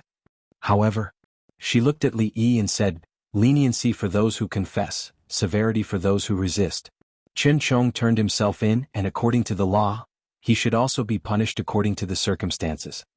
Li Yi knew that with her character, it would not be easy for her to make such a decision. But he absolutely could not watch Miss Chen fall into such a situation. His heart was slightly warmed. He held her hand and said seriously, thank you for this. Emingzi shook her head. There is no need to say thank you between us. Mississippi Lu came in from outside, walked to the bed and picked up the autumn water that had fallen here. Then she looked at the two of them, and her eyes stopped on their hands that were held together. She asked, what happened between you? Chapter 927. Li was a little worried. No, he was very worried. Mississippi Lu's memory was getting worse and worse. She used to like autumn water so much. Her sword never left her body. She liked autumn water even more than she liked him, but now she actually forgot autumn water again and again. This was not normal to abnormal. It was a bad memory. But how old was she? She was in the prime of her life. Li could be sure that before he became senile and forgot things, Mississippi Lu would never reach this step first. Maybe in the future she and Rui would take turns pushing the wheelchair under the sunset, and he would be the one sitting in the wheelchair. What a beautiful and harmonious scene. The scene in front of him was not very harmonious. Mississippi Lu came back to get autumn water. He held the Princess Royal's hand with a face full of affection. In fact, this time it was really out of instinct, without any impurities. Emingzu was such an upright person that she could not tolerate any dirt in her eyes. It was not easy for her to sacrifice herself for the country and make such concessions for his feelings. Words could not express the gratitude in his heart, so he added a little body movement. Coincidentally, it was seen by Mississippi Lu. She usually guarded against Emingzu like a wolf. If he could not explain it clearly this time, he would not be able to cross this hurdle in his life. So Li reached out and held Mississippi Lu's hand and said calmly, "There is something. Emingzu helped us a lot. I just want to thank her, that's all. Between us, there is nothing." He looked at the two slender white hands on his left and right and said, "It's just holding hands to thank her." Li felt that he was very smart. It was not easy to explain to Mississippi Lu while holding the Princess Royal's hand. But holding two people's hands at the same time, she would not think that he had the same feelings for her as Emingzu, right? Simple? Mississippi Lu curled her lips. Nothing.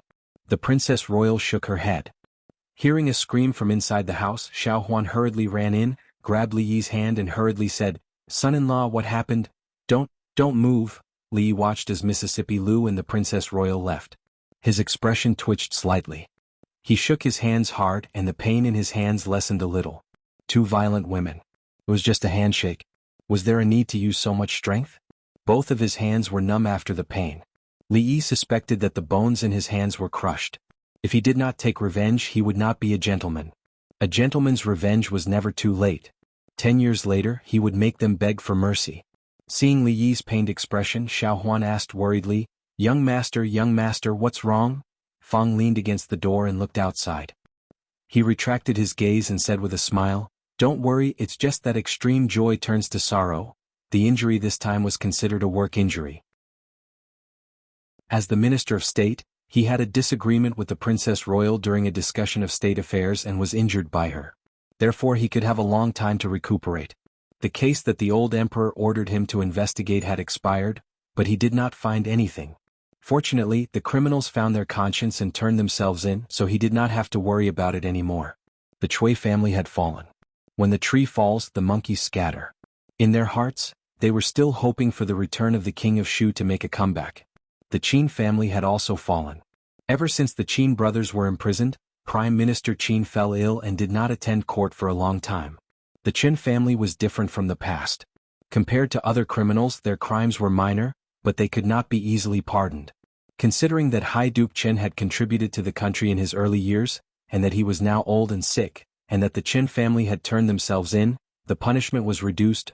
All the official titles of the Qin family were removed, and they were reduced to commoners. The House of Duke was confiscated, and all their assets were confiscated. This punishment seemed severe, but to the Qin family, it was already a mercy beyond the law. This was all Li Yi could do. It was impossible for the Qin family to return to its former glory, but if they could avoid those power struggles in the future and live a stable life, it might not be a bad thing. All their assets were confiscated. From a wealthy family they suddenly became poor. This huge difference was not something that ordinary people could bear. Li Yi wanted to help them, but Qin Chong rejected him. He still hated the Li family, and he was even more unwilling to be pitted by the Li family. This was something that Li Yi could understand. Therefore he only asked people to pay more attention in the dark. When a family was at its peak, there were many people who would add flowers to the brocade, and when it was down there were many people who would hit it when it was down. He still saw third Miss Qin often. Sometimes he would go to the Qin family to see her, either alone or with Rui. Sometimes he would go to Zue Mo's place. The great change in the Qin family not only did not break her down, but Li Yi felt that she looked much better, which was something to be happy about. Fang squatted in front of him. He seemed to be thinking of something and he kept giggling.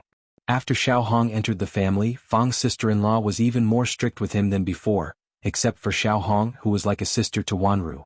Fang was actually enjoying himself, which made Li Yi wonder if he had serious masochistic tendencies. A good man had become a masochist for no reason. After being by his side for so long, if this guy could learn a little of his good qualities, he would not have ended up like this. Fang suddenly seemed to think of something. He stopped giggling, looked up at him and said, "Young master, that guy Wu Er, it seems like he is not coming back." "Let him be." Li Yi waved his hand, not caring at all. To leave or to stay, that was Wu Er's choice and only he could feel it. He would not interfere too much. Under the persuasion of Xiao Huan and the others, Lu Mei stayed and was like a sister to Xiao Hong. Xiao Hong called her sister Mei, and Lu Mei called Fang Uncle Fang. He did not know if Fang, in front of his niece and sister, felt that he was a beast for a moment or a few moments. Although the storm in the capital was big, no matter how big the storm, there would be a day when it would calm down. Confiscation of property, removal of officials, exile. For the whole of June and July, this was the mainstream in the capital. Until August, the upcoming Mid-Autumn Festival seemed to have calmed down all the waves.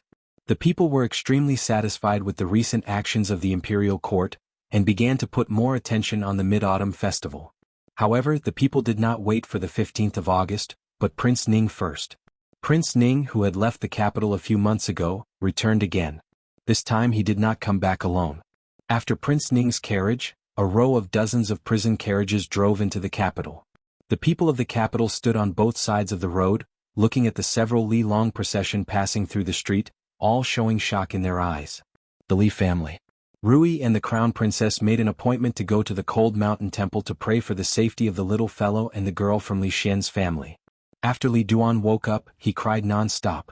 Li Yi, with a headache, stuffed him into Rui's arms. The crying stopped abruptly and Xiao Huan looked on enviously. Second Miss was indeed suitable to look after children.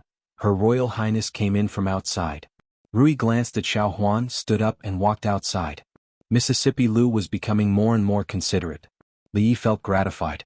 As if thinking of something, he suddenly said, "Rui, wait a moment." Mississippi Lu turned her head to look at him. Li Yi picked up the sword she had placed by the bed, walked over and handed it to her, saying, "You forgot your sword." Chapter 928. It was not a good habit to leave things behind, especially if it was something valuable. It was better to carry it with you. Based on how much Mississippi Lu liked autumn water, if this sword was lost, how sad would she be? Fortunately, she usually left it at home by his side. If she left it outside, it would be hard to find it again. Now that the morals of the world were deteriorating, people's hearts were not what they used to be. Not everyone could pick up a sword without concealing it, and it would be hard to find it again. So Li Yi needed to help her form a good habit again. Seeing that she was stunned, he grabbed her arm, put autumn water in her hand and said, "Remember, don't forget next time." After Mississippi Lu and Xiao Huan left, Emingzu walked over and closed the door. Li Yi took a few steps back and immediately became vigilant. Why did she close the door when they were talking nicely? Every time he saw the action of closing the door, he faintly felt some pain in his butt. He called this Mississippi Lu's sequela. Although Emingzu had been influenced by Mississippi Lu recently and had a tendency to become violent, she probably wouldn't close the door and beat him. After all, except for the last time when he couldn't help but touch her hand, he didn't do anything out of line. And because of the last time, his hand was still a little weak. If it wasn't to beat him, then why did she close the door?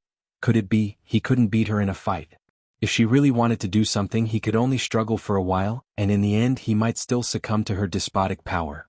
Just as Li Yi was thinking about what posture to use to resist, Emingzu finally spoke. "Uncle Ning is back." Seeing that she sat down at the table and didn't seem to have any intention of using despotic power, Li Yi was a little disappointed and asked, "Prince Ning returned to the capital. When did it happen?" "Just now." Emingzu poured a cup of tea for herself and said, "The Chui clan, more than 260 people, were all escorted to the capital, and the officials in Shuzhou who had been recruited by the king of Shu were also escorted back by Uncle Ning and locked in the Supreme Court's heavenly prison." "What did you say?" Li Yi's hand stopped in midair as he stared at her blankly. From the beginning to the end, they had regarded the king of Shu and the Chui family as their greatest enemies. In recent days they had achieved a gradual victory in the war against the enemy. The Chui family had fallen, and the remaining forces of the Chui family were nothing to be feared. The only thing the king of Shu could rely on was his status as a prince. However, this title also carried quite a bit of weight. This was because the news that he was not a prince could not be made public, and he was still the first prince in the eyes of the commoners and officials. If he wanted to achieve complete victory, he had to use other methods. But who would have thought that before the king of Shu returned to the capital and before they took any action, even the ancestral home of the Cui family had been uprooted. The officials in Shuzhou who were loyal to the king of Shu had also suffered. The old emperor had flipped the table much more thoroughly than him. Li came back to his senses. He looked at her and asked, "Where is the king of Shu?" He ran away. Emingzi shook her head and said, "Imperial uncle didn't expect there to be a master around the king of Shu. He escaped." Li still couldn't understand.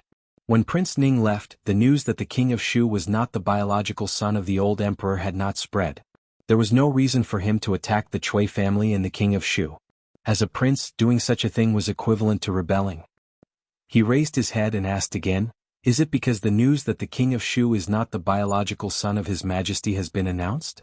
Emingzi shook her head again and suddenly asked, "Do you know that my mother had 2 other princes before me?"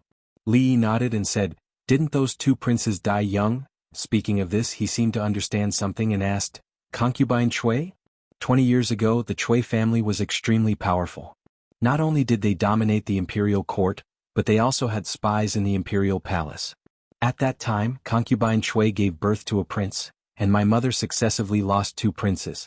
After giving birth to me, she couldn't have any more children. Naturally, the king of Shu was the prince most likely to inherit the throne. It was not difficult for Li Yi to imagine why the Cui family and concubine Cui would do such a thing. The empress had no princes, so the first in line to inherit the throne would naturally be the son of concubine Cui, who was second only to the empress. The struggle for favor in the imperial court was no less cruel and bloody than the struggle in the imperial court. In order to fight for the throne, 2 princes were killed. Concubine Cui was definitely not the only one who would do such a thing. Over the years, my father has vigorously supported the poor and gradually reversed the situation in the imperial court. Besides purging the imperial court, he has also been investigating the case of that year. It wasn't until a few days ago that Louis found sufficient evidence. After Li Mingzhu finished speaking, all the guesses and suspicions in Li Yi's heart, as well as all the unclear lines, finally became clear. No wonder the old emperor never liked the king of Shu and the Cui family. No wonder Louis was always mysterious. There was a hidden meaning in his words, but he didn't dare to say it out. No wonder the king of Shu, as the eldest son of the emperor, had never been conferred as the Eastern Palace. No wonder he and Emingzu felt that the old emperor and Prince Ning were hiding something from them. No wonder before they knew that the king of Shu was not the biological son of the old emperor, they felt that he was not the biological son of the old emperor. Even without the matter of the king of Shu, the Cui family wouldn't have the last laugh, because there would always be such a knife waiting for them on the road ahead. The difference was whether the saber was struck early or late, and whether it would hurt the saber itself when the saber was struck. Li Yi finally understood why the old emperor had been so supportive of his work of attacking the Cui family and the king of Shu. Because over the years, under the efforts of him and Emingzu, the power of the Cui family had gradually weakened. Until a few days ago, the Cui family had almost become a commander without an army. It was as easy and effortless as cutting tofu. He thought for a while and asked again, "What about the matter of the king of Shu?" For them, concubine Cui could only give birth to a prince. Just in case, the Cui family bribed the midwife and palace maids in advance and sent a newborn baby boy into the palace. Emingzi shook her head and said, "Concubine Cui did give birth to a prince, but the prince died as soon as he was born. The king of Shu was the baby boy that the Cui family secretly sent into the palace." She picked up the teacup and said, "After the king of Shu escaped and all the people of the Cui family were escorted to the capital, Cui Qingzi knew that there was no hope, so he confessed everything. The imperial palace was heavily guarded. It was as difficult as ascending to heaven to send a baby boy into the palace quietly and exchange it with the prince born by the concubine. The Cui family could even do this, so it was absolutely not an injustice for them to end up like this." He raised his head and asked, "These things can't be easily done by the Cui family alone, can they? After today, how many people will be dealt with in the capital?" Emingzu put down the teacup and said, "Those who should be dealt with have been dealt with." Li Yi was puzzled for a moment, but he understood immediately. By now, almost all the forces related to the Cui family had been wiped out. There was probably no fish that could escape the net. He had thought of many possibilities before, but he didn't expect the truth to be so complicated. This time, the Chui family had completely fallen, and their forces in the court had been completely purged. The king of Shu also couldn't wait for him to return to the capital. He looked at Emingzu and saw the confusion in her eyes. Without the Chui family and the king of Shu, they had no opponents. What should they do now? Life suddenly lost its direction, just like a salted fish that had lost its dream. In the courtyard, Mississippi Lu was wiping the tears in her eyes and glancing at the closed door from time to time. Chapter 929. The fall of the Chui family and the escape of the king of Shu gave Li Yi the feeling of a fist that had gathered its strength and was about to swing, but suddenly lost its target. If they had known that the old emperor had planned to flip the table, they would not have made the unnecessary move of knocking on the doors of the nobles. Assassinating the legitimate son of the royal family and pretending to be the eldest son of the emperor. Unlike the crime of the Green Ruler, if these two crimes were made public, although they would still cause a great commotion, the old emperor would not lose too much face. He was an emperor and he was also a man. For a man, what could be more humiliating than wearing a green hat on his head? But thinking about it carefully, it could not be said that they had made unnecessary moves. If not for this incident, the capital would have been in even greater turmoil. Only by smoothing out the source of the turmoil in advance could the people and the court be stabilized. The fall of the Chui family was a good thing, but it also brought a new problem. The throne had to be inherited. It was said that women's thoughts were difficult to guess, but Li Yi felt that men's thoughts were even more difficult to guess. Who did the old emperor want to pass the throne to? Why did he hide it so well? Emingzu thought for a long time before looking at him and saying, "Let nature take its course in the future." Li Yi knew the hesitation and struggle in her heart. In fact, she had not really made up her mind. Once she embarked on that path, there would be no lack of blood, and the person she would have to face in the end was her father. Li Yi nodded and did not say anything more. If she could not overcome the obstacle in her heart, no matter how hard others tried, it would be of no use. Fortunately, things were different now. After the fall of the Chui family and the loss of hope for the king of Shu, their situation was much better than before. After seeing off the eldest princess, he paced in the courtyard to relieve the depression in his heart. He had been full of energy and had made preparations for everything, but the Chui family had suffered a setback. It was difficult to release the energy in his heart, and it was very uncomfortable. Seeing him pacing back and forth in the courtyard with a gloomy face, Xiao Huan came over and asked with concern, "Son-in-law, what's wrong?" Li Yi sat down by the stone table and shook his head, saying, "There's always a feeling of having energy but nowhere to use it." "You have the strength but nowhere to use it?" On the opposite side, Mississippi Lu had finished wiping her eyes and sheathed her sword. She looked up at him and asked, "Can I help you?" Li Yi looked at the expression on her face and replied without any hesitation, "No need." Mississippi Lu stood up and waved her hand. "We're family. You're welcome." Li Yi said with an extremely solemn expression, "There's really no need. I have the strength but nowhere to use it. It's so uncomfortable to hold it in. I'll just vent it out.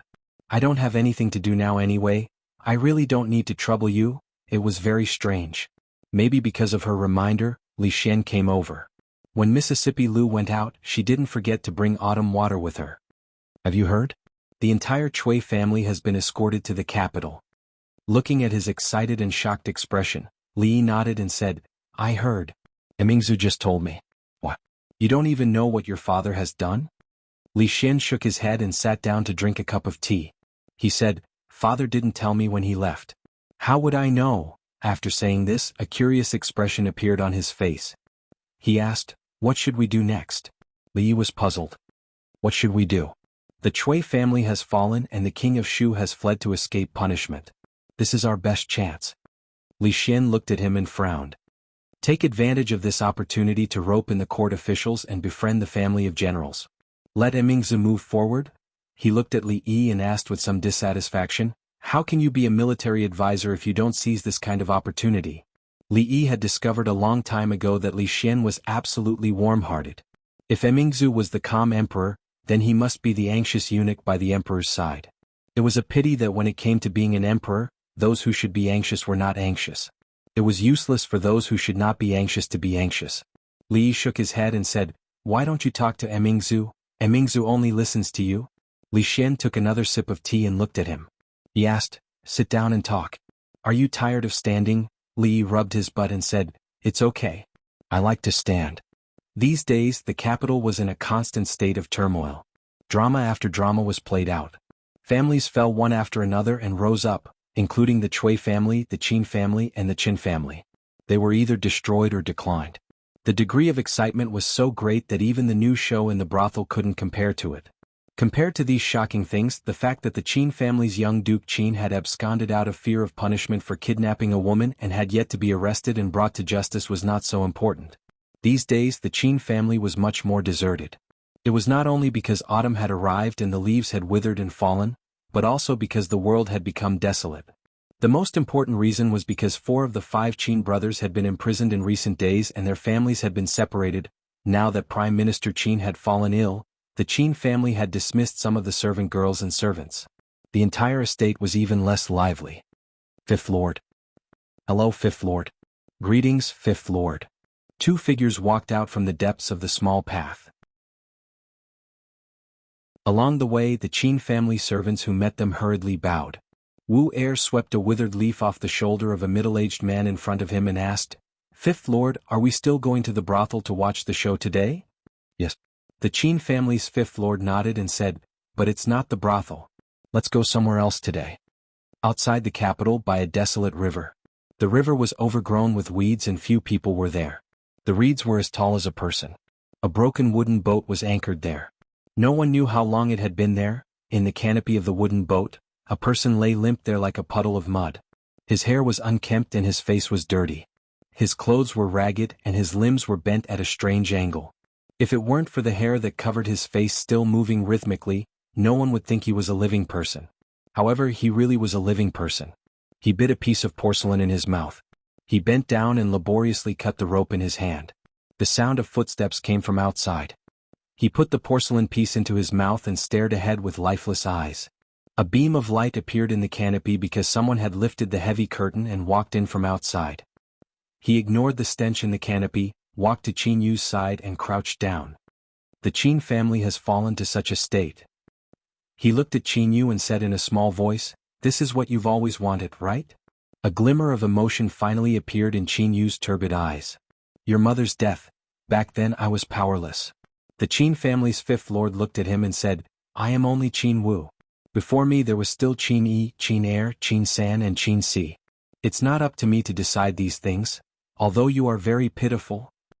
He looked into his eyes and said, "But this is not a reason for you to do other things." After whispering a few words, he stood up and looked at Qin Yu. He asked, "These days have been very hard, haven't they?" "I won't in the future." He shook his head. As he walked out of the canopy, he turned his head and said, "We will meet again in the next life." In the river, the wooden boat flowing downstream ignited into a raging fire. The flames soared into the sky. Chapter 930. A few figures stood by the river, watching the fire that soared into the sky gradually disappear downstream. A burly man suddenly said, "Fifth Master, should we send someone to follow him and have a look? If he can survive, it can be considered his good fortune." The middle-aged man shook his head and said, "What's more, he is a member of the Qin family after all.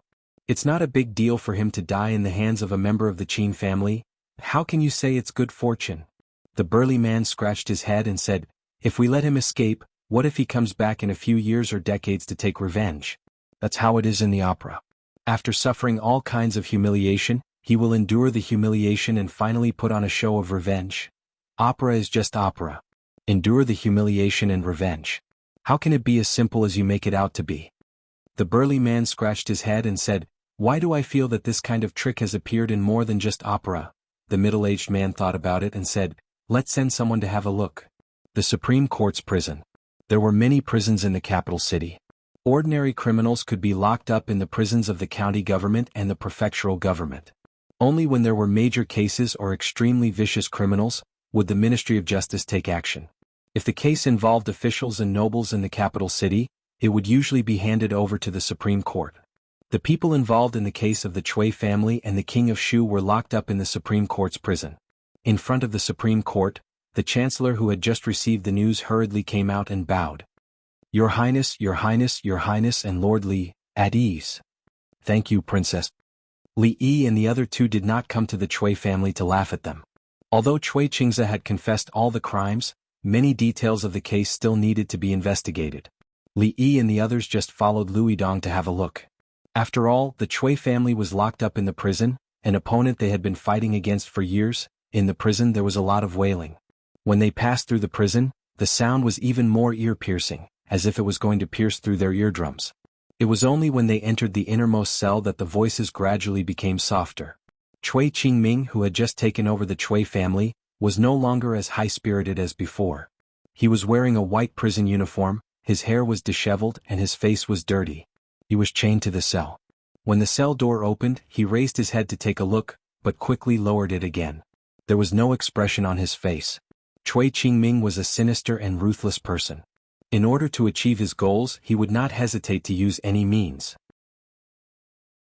If he didn't meet an opponent who would flip the table at the slightest disagreement, he could barely be considered as a treacherous hero. His mouth was also extremely tight. No matter how Lui Zhang asked, he did not reveal a single word.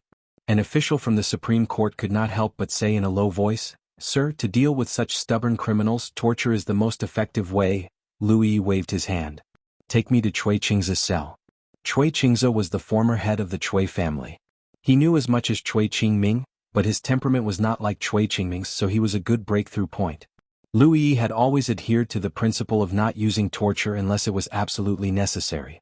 When he broke this principle, he would definitely leave an unforgettable memory for the criminal he was interrogating. County Marquis Li. When they walked out of the cell, Cui Qingming suddenly opened his mouth and said, "Li Yi and Mingzhu," and Li Xian turned around at the same time. Cui Qingming still lowered his head and said no more. Li looked at them and said, "You go first. Be careful." Mingzhu looked at him a little, nodded and turned to leave. Li Xian's face was full of curiosity. Cui Qingming clearly wanted to say something only to Li Yi, but if he wanted to say it, he did not want to say it in front of him. The fire of curiosity burned in his heart, but he could only leave with Mingzhu. Li walked in front of Cui Qingming. He still did not raise his head and said in a low voice, "That thing, it was you who did it, right?"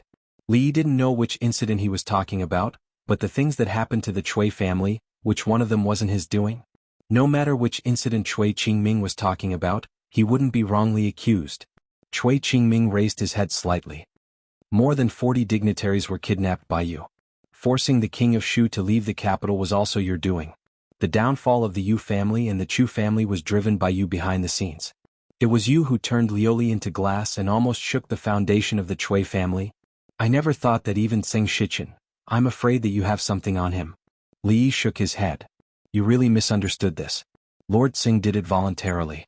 That's called abandoning darkness for light." Abandoning darkness for light? These words can only deceive a 3-year-old child. Cui Qingming smiled disdainfully. "What is light and what is darkness? Winner is king and loser is thief. The winner is light and the loser is dark." Li looked down at him. "You called me here just to say this?" A smile suddenly appeared on Cui Qingming's face. "Do you really think that you have one?" Li did not speak because he knew that Cui Qingming had not finished speaking. "I admit that you are very powerful. If His Highness the King of Shu had not provoked you, the Cui family and himself would not have fallen into this situation today."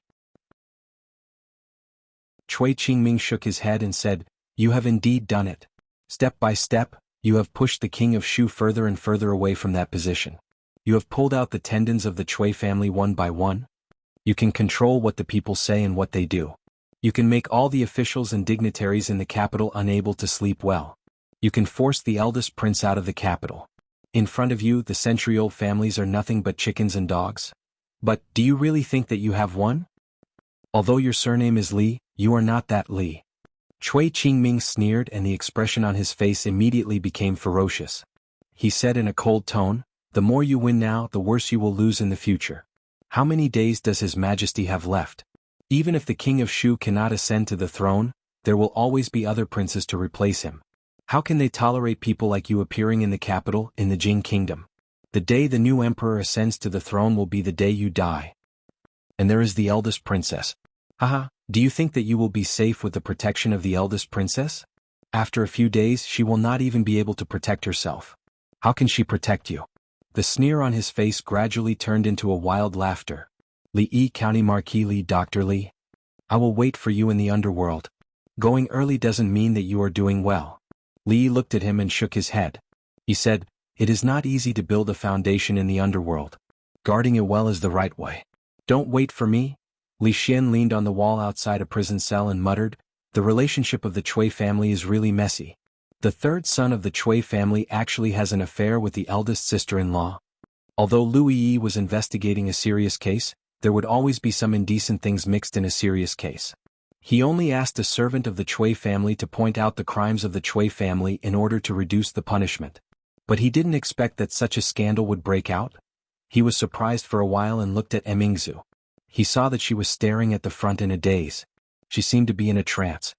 He doubtfully asked, "Emingzu, what are you looking at?" Emingzu. A hand was swaying in front of her eyes. Emingzu finally came back to her senses. She shook her head and said, "It's nothing. I was thinking about something." Li Yi walked out of the prison cell in the distance. Li Xian hastily ran over and curiously asked, "What did Cui Qingming say to you?" "He said that he will not be able to escape this time.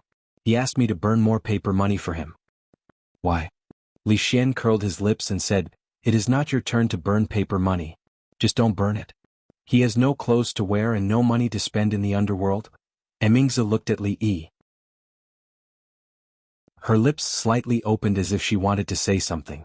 But in the end she didn't say anything. Li Yi smiled and didn't continue this topic. He casually pointed to another area in the prison and asked, "It is noisy over there. Who are the people locked up there?" An official of the Supreme Court hurriedly stepped forward and said, "Those are the officials of Shu Prefecture who surrendered to the king of Shu. They followed him and did a lot of evil things. After we finish dealing with the Cui family, we will deal with them." Chapter 931. The case of the Cui family and the king of Shu was the most influential and large-scale case in the Jing kingdom in the past few decades. Not only were dozens of officials and nobles in the capital city imprisoned, but the officials in Shuzhou who were involved in the case were also escorted to the capital city and locked up in the Supreme Court's prison. In one night they were reduced from high and mighty officials to prisoners. No one knew what awaited them. If they were only to resign, it would be a blessing in disguise. Even if they were exiled to the army, it would not be a difficult thing to accept. However, if they were too deeply involved with the king of Shu, they would be sent directly to the guillotine. If that happened, there would really be nothing left. At this time, in a cell somewhere in the heavenly prison, a young man clutched his abdomen. Cold sweat seeped from his forehead, and his body trembled. Zian, what's wrong with you?" In the cell next door, a woman's face was full of anxiety. She tightly grasped the bars in the middle and asked with concern. The young man's forehead was full of cold sweat, but he raised his head and smiled as he waved his hands, saying, "It's nothing, it's just an old problem." The woman looked at the young man who was sweating profusely, turned her head, and with a thud, she knelt down and said in a hoarse voice, "Sir, Zian's stomach is not good. Please don't give him moldy food anymore."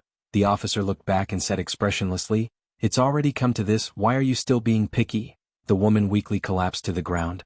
In another cell, someone disdainfully mocked, "This is the Supreme Court's heavenly prison. If you want to eat well, I'm afraid you'll only get that last meal." In the Jing kingdom, no matter where the prison was, there was an unwritten rule. Before the execution, prisoners could enjoy a sumptuous meal, known as the last meal. This was in the hope that the prisoner could eat his fill and be reincarnated into a good family in the next life. The moment the prisoner ate the last meal, it meant that the prisoner was not far from the execution. As soon as that person's mocking voice fell, the sound of iron chains being lowered suddenly came from the door of a cell. A few prison guards opened the cell door and moved a set of tables and chairs in. Then, someone brought in wine and delicacies. The smell of the wine and dishes could be smelled from far away. 8 dishes and 1 soup. The prisoner who had spoken just now counted and fell to the ground weakly. This aroma was not something that the moldy and rancid food they usually ate could compare to. Under what circumstances would the prison give the prisoners such preferential treatment? The last meal, this was the last meal. The last meal for the Jiang County lieutenant had arrived. Could it be far from theirs? The woman grabbed the railing with both hands and said in a panic, Zian, Lord Jiang, please?" 2 jailers helped the young man up and sat him down at the table. Jiang Zian stared blankly at the sumptuous meal in front of him, but he had no appetite at all. Just now, when his stomach hurt, he thought that if he could have a full meal, it would be worth it even if he died. Men were always fickle. He was already regretting it now. He didn't want good wine and good food, and he didn't want to have a full meal. Even if he had to eat moldy and rancid food every day, he would be willing, as long as he was alive, as long as he could live. Jiang Ziyan struggled to sit up and shook his head. I don't want to eat, I don't want to eat. Why are these dishes not to Brother Jiang's taste? Li Yi walked into the cell and said in surprise, It doesn't matter. What do you want to eat, Brother Jiang? Just tell me and I will ask someone to make it again. This voice was very familiar, so familiar that it was engraved in his bones. Jiang Ziyan turned his head and saw a figure walking into the cell. His whole body froze in place as if he had been struck by lightning. Brother Li. Li Yi walked into the cell and personally helped him to the table. He said with a smile, Brother Jiang, long time no see. Li Xian and Emingzu walked over side by side. When they saw this scene, they couldn't help but feel surprised. He had prepared such a sumptuous meal just for the person in front of them? They didn't have much impression of this person at all. Li Xian walked over and asked in confusion, You know each other? Li Yi nodded. Very familiar? Brother Jiang and I.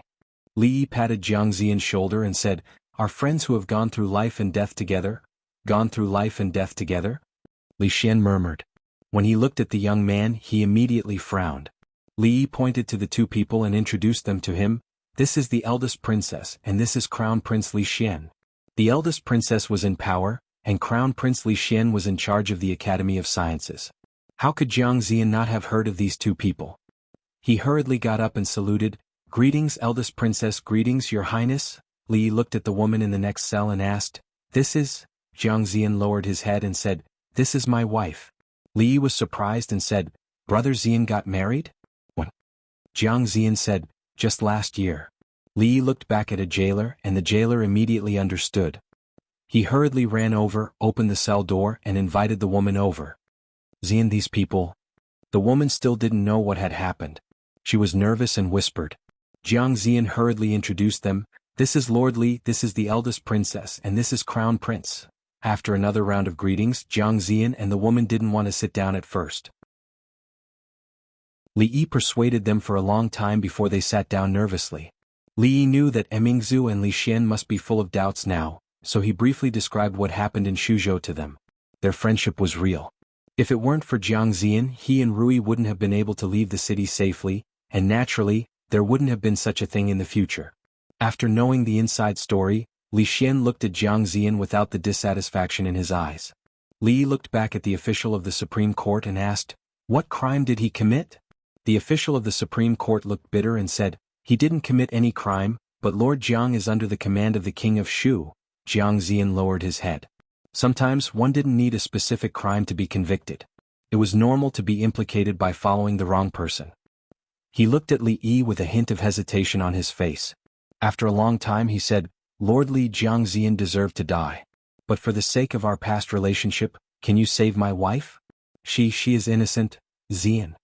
The woman held his hand and said with a solemn expression, If you die, I will immediately follow you. Don't talk nonsense. I am a member of the Jiang family in life and a ghost of the Jiang family in death. Then I will divorce my wife. At this point, it's too late for you to divorce. Li Yi's face was a little dark. He came over to reminisce about the old days, not to watch them show off their love. He coughed and said, These years, Brother Ziyan has suffered under the command of the King of Shu. Jiang Ziyan raised his head, and a trace of confusion appeared on his face. The woman had already understood the meaning behind Li Yi's words. She knelt on the ground and said repeatedly, Thank you, Lord Li, thank you, Lord Li. In the surrounding cells, the people smelled the fragrance and swallowed the rancid prison food. Although the last meal was delicious, they felt that the food that emitted the smell was even more delicious. That woman. What was the use of kowtowing? Could kowtowing be spared from the death penalty? At this moment, they only felt that if they could eat food like this in front of them for the rest of their lives, they would have nothing else to ask for. Chapter 932. Unlike the officials and nobles in the capital who had committed heinous crimes, the officials in Shuzhou who were implicated by the King of Shu were actually not all that evil. They might have plundered the wealth of the people and oppressed them, but their crimes did not warrant death. They could be spared from death, but their careers would probably be terminated. They would also suffer a lot of physical torture, which was inevitable. Although Li Yi and Jiang Ziyan once had some conflicts, that was a long time ago. When they were in Shuzhou, Jiang Ziyan had saved his and Rui's lives. Whether he was sincere or not, it was enough to let go of all the previous grievances. Seeing that Jiang Ziyan had fallen into such a situation, Li couldn't just stand by and watch. There are still some procedures to go through with the Supreme Judiciary and the Secret Intelligence Department. I'm afraid that Brother Jiang will suffer a lot in the next 2 days. Li stood up and looked at Jiang Ziyan, saying, however, Brother Jiang will not suffer in vain. You have worked hard for the King of Shu for so many years, and the imperial court will definitely compensate you. Jiang Ziyan shook his head quickly, saying, no. He was already very lucky to be able to walk out of here alive. He had never thought that he would not be implicated in this case and be restored to his post or even promoted. With the eldest princess here, everyone was very nervous and did not dare to say anything. After arranging Jiang Ziyan's affairs, Li did not stay any longer and said goodbye to them.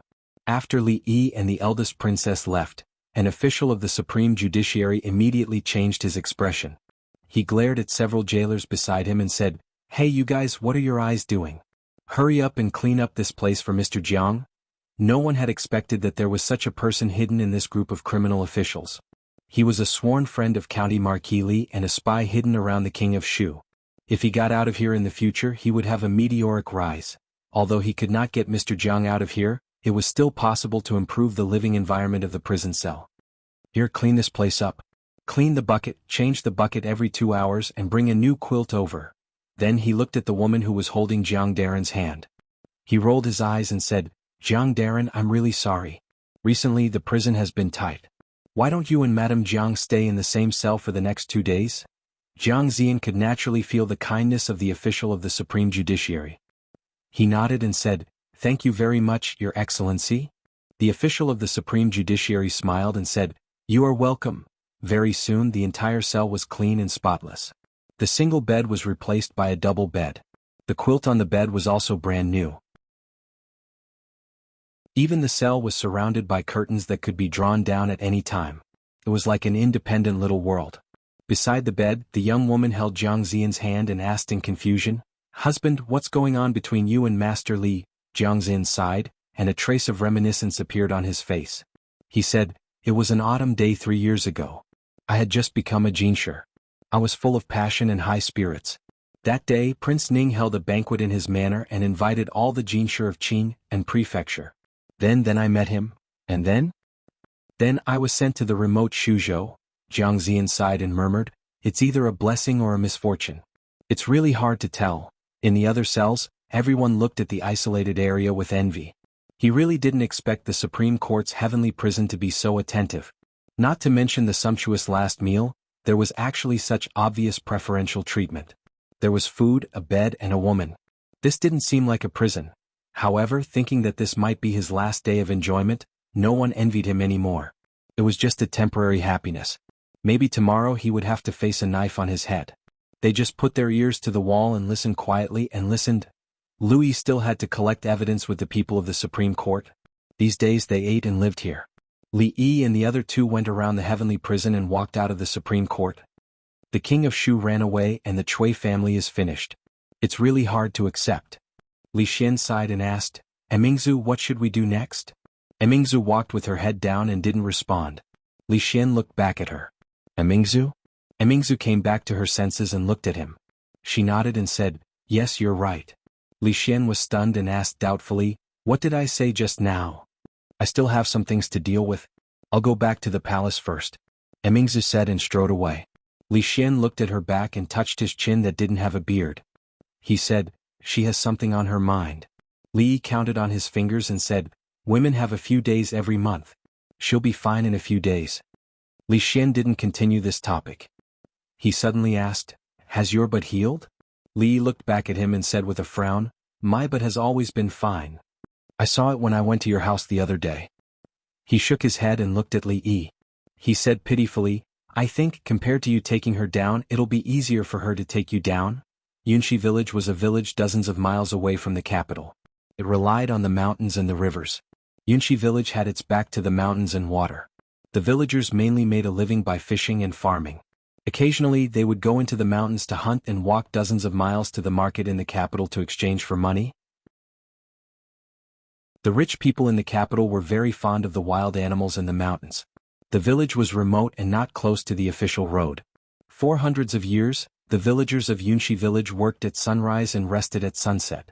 Other than the daily buying and selling activities, they rarely interacted with the outside world. Of course, there were times when outsiders would pass by the village to rest and ask for a cup of water. The villagers usually didn't refuse. At this moment, under a large locust tree at the entrance of the village, a man wiped his mouth and praised, "There are mountains and water. This place is good." In front of him, a villager smiled honestly and said, "In our hearts, this place can't even compare to the capital." After saying this, he waved his hand at an old man who walked in from outside and asked, "Old man Lu, did you go into the mountains again?" The old man's legs seemed to be ill and he couldn't walk steadily. He had a bamboo basket on his back. He smiled and said, "I just picked some herbs. I didn't go very far." Watching the old man limp away, the villager smacked his lips and said, "Old Lu is also a pitiful man. He's old and it wasn't easy for him to have a daughter. Once, when he went to the city, she was defiled by the young master of a powerful family in Jingdo. Later the girl jumped into the river. Old Lu went to the yamen to seek justice, but his leg was broken. The old woman at home fell ill from anger and still hasn't recovered." The big man shook his head and said, "He is indeed pitiful. However, the court has a policy for old people like this to go to the medical center built by Her Highness the eldest princess. They don't need to pay to see the doctor and they don't need to pick their own herbs. Everyone in our village remembers Her Highness's kindness. If it weren't for Her Highness's medical center, this old woman would have died long ago. However, picking herbs is not for his old woman. A few days ago, old man Lu picked up a person from the river. That person's hands and feet were all broken, and his body was badly burned. Old man Lu was picking herbs for him." The villager's expression became angry as he cursed, "This King world, good people really don't have good rewards, good people don't live long, and evil people who do evil live more freely than anyone else." The big man finished drinking and patted him on the shoulder. He comforted him, "Good and evil will be rewarded. Heavens will reincarnate. Evil people will definitely get their retribution." In a dilapidated courtyard, just as the old man walked through the door, an old woman walked out and said excitedly, "He's awake, he's awake." The old man didn't have time to put down the medicine basket on his back. He limped into the house and came to the bed. A figure on the bed had already opened his eyes. There were large burns on his exposed skin and most of his hair was burned. His limbs were strangely bent, and there was still a trace of trance in his eyes. The old man staggered over and said with a smile, "You're finally awake." The person on the bed said in a hoarse voice, "Did you save me?" The old man nodded. "Ah yes, I found you by the river that day. Where is your house?" "I'll send someone to send a message." The man thought for a moment and said, "Help me send a message to Prime Minister Qin's residence. Tell him that Qin Yu is here. Remember, you must personally tell Prime Minister Qin this." The old man was stunned and asked with a trembling voice, "Qin? Qin Yu?" After saying that, he seemed to think of something. He took a deep breath, looked at him and asked, Are you the missing young Duke Qin? As long as you help me with this matter, I will definitely reward you generously in the future." The old man looked at him and asked, Are you really young Duke Qin?" The person on the bed didn't speak again. It was obvious that he had tacitly agreed. "Qin Yu, young Duke Qin." The old man closed his eyes, clenched his fists and slowly loosened them. He put down the medicine basket on his back, turned his head and whispered, "Old woman, go close the door." Not long after, outside the door, the big man scratched his head and said in surprise, "It's broad daylight, why are you closing the door?" Chapter 933. Thump, thump, thump. The already broken wooden door, under the external force, made a rhythmic tremble, dust rustling down. After a long time, the sound of footsteps came from the courtyard. The footsteps were very slow, stopping and pausing, indicating that the owner of the footsteps was walking very slowly. After a long time, an old voice came from the other side of the door. "Who is it?" "It's me." A rough voice came from outside the door. "You are De Zhuang from the east side of the village?" "Yes, I am De Zhuang." Old man Lu quickly opened the door. The sound of a wooden bolt being moved came from inside. The wooden door creaked open and an old face peeked out from inside. Seeing the unfamiliar man outside the door, the old man was startled and blurted out, "You are not De Zhuang." A trace of panic appeared on his face, and he hurriedly closed the wooden door. The big man stretched out a hand and gently pushed against the wooden door, and the wooden door could no longer close. "Sir, this is not right." The big man looked at him, shook his head and said, "It's broad daylight right now and there are so many people in the village. There are 3 people squatting under the tree opposite and I can't do anything to you. Even if I'm not the Zhuang, you don't have to be so panicked. Aren't you exposing yourself here? Seeming to realize the problem with the big man's words, the expression on the old man's face regained some calmness, and he asked, "Who are you and why are you pretending to be De Zhuang?" The big man looked at him, smiled and said, "Is young Duke Qin inside?" The old man's expression changed again and he suddenly shook his head and immediately said, "I don't know any young Duke Qin and I don't know what you are talking about. If you don't leave I'll call for help." "You've exposed yourself again?" The big man looked at him and said helplessly, "Even if you don't know young Duke Qin you can just tell me. Why are you acting so agitated as if you're afraid that I know him, and you're closing the door and calling for help? Aren't you clearly telling me that young Duke Qin is inside?" After saying this the old man's face was already pale and bloodless. The burly man sighed and said, "Although young Duke Qin is not a good person, he is still surnamed Qin. Even if he dies he can't just casually die outside." Seeing the old man's face turn even paler and his body tremble uncontrollably, the large man was stunned for a moment and asked in disbelief, "He can't really be dead, right?" The old man's body trembled even more violently. A moment later, the burly man looked at the old man and said with a conflicted expression, "A dead one is fine too." Young Duke Qin of the Qin clan who had fled to avoid punishment had returned. However, he was carried back. When he was carried back, he had already lost all signs of life. According to the coroner's examination, the corpse's 4 limbs, no, all 5 limbs were broken. His entire body was covered in burns, and there were countless knife wounds all over his body. He was almost like a sieve. One could imagine the inhumane torture this little duke had suffered before he died. There was no way to solve this case. The body was found by a riverbank 10 li away from Jingdo. It had been soaked in the water for a long time and had long changed beyond recognition. No clues could be found. If it were not for the jade pendant he had on him that proved his identity, the bailiffs of the Yamen would not have recognized him as young Duke Qin. The Qin family had just experienced a great change. Now they had to hold a funeral. Prime Minister Qin, the old sending off the black, could be said to be extremely tragic. When the people of Jingdo learned of this matter, they were also affected by this sorrowful atmosphere. Every household was decorated with lanterns and banquets. The atmosphere was very lively. The biggest wastrel in Jingdo would finally no longer harm people. The people no longer had to be on edge. Even some minor nobles dared to let their wives and concubines go out. Nothing could compare to this joyous event. In the Qin family, the servants wore plain mourning clothes. The 5th master of the Qin family supported Prime Minister Qin and slowly walked into the mourning hall. After the 2 of them walked in, everyone in the mourning hall left one by one. Prime Minister Qin's expression was calm. There was no sadness or joy on his face. It was just that his originally straight back, after bending, could no longer straighten it. Qin he supported Prime Minister Qin to sit down and said softly, "Father, your health is not good. Don't be too sad." Prime Minister Qin raised his head and looked at him. He asked, "Did you do it yourself?" Hearing this, Qin he's body stiffened. He quickly relaxed and shook his head. "No." Prime Minister Qin refused Qin he's support and stood up from the chair. He slowly walked out of the mourning hall and looked back. The eldest son of the Qin family was now lying in the coffin in the middle. He turned his head again. The once prosperous Qin family only had 1 son left of the 5 sons. The next generation was either affected by their fathers or brought back to their parents' home because they were too young. The Qin family now only had 2 people left. It could no longer be called a family. He wanted to look up at the sky and laugh, but he could only make a sound like a broken bellow. Haha, this old man's whole life. Li was reading a poem. It was a poem written by Mississippi Lu. He never knew that Mississippi Lu could actually write poems. She had only started reading for a short period of time. He was afraid that she could not even recognize all the words. This jump was really too big. The second young lady of the Lu clan stood beside him and asked, "Is his handwriting ugly?" Li shook his head and said, "Not at all. If your writing is ugly, there is no good writing in the world." He said this not only because he wanted to flatter Mississippi Lu. Mississippi Lu might not be able to recognize all the words, read articles, or write poems, but she could write good writing that countless people would envy.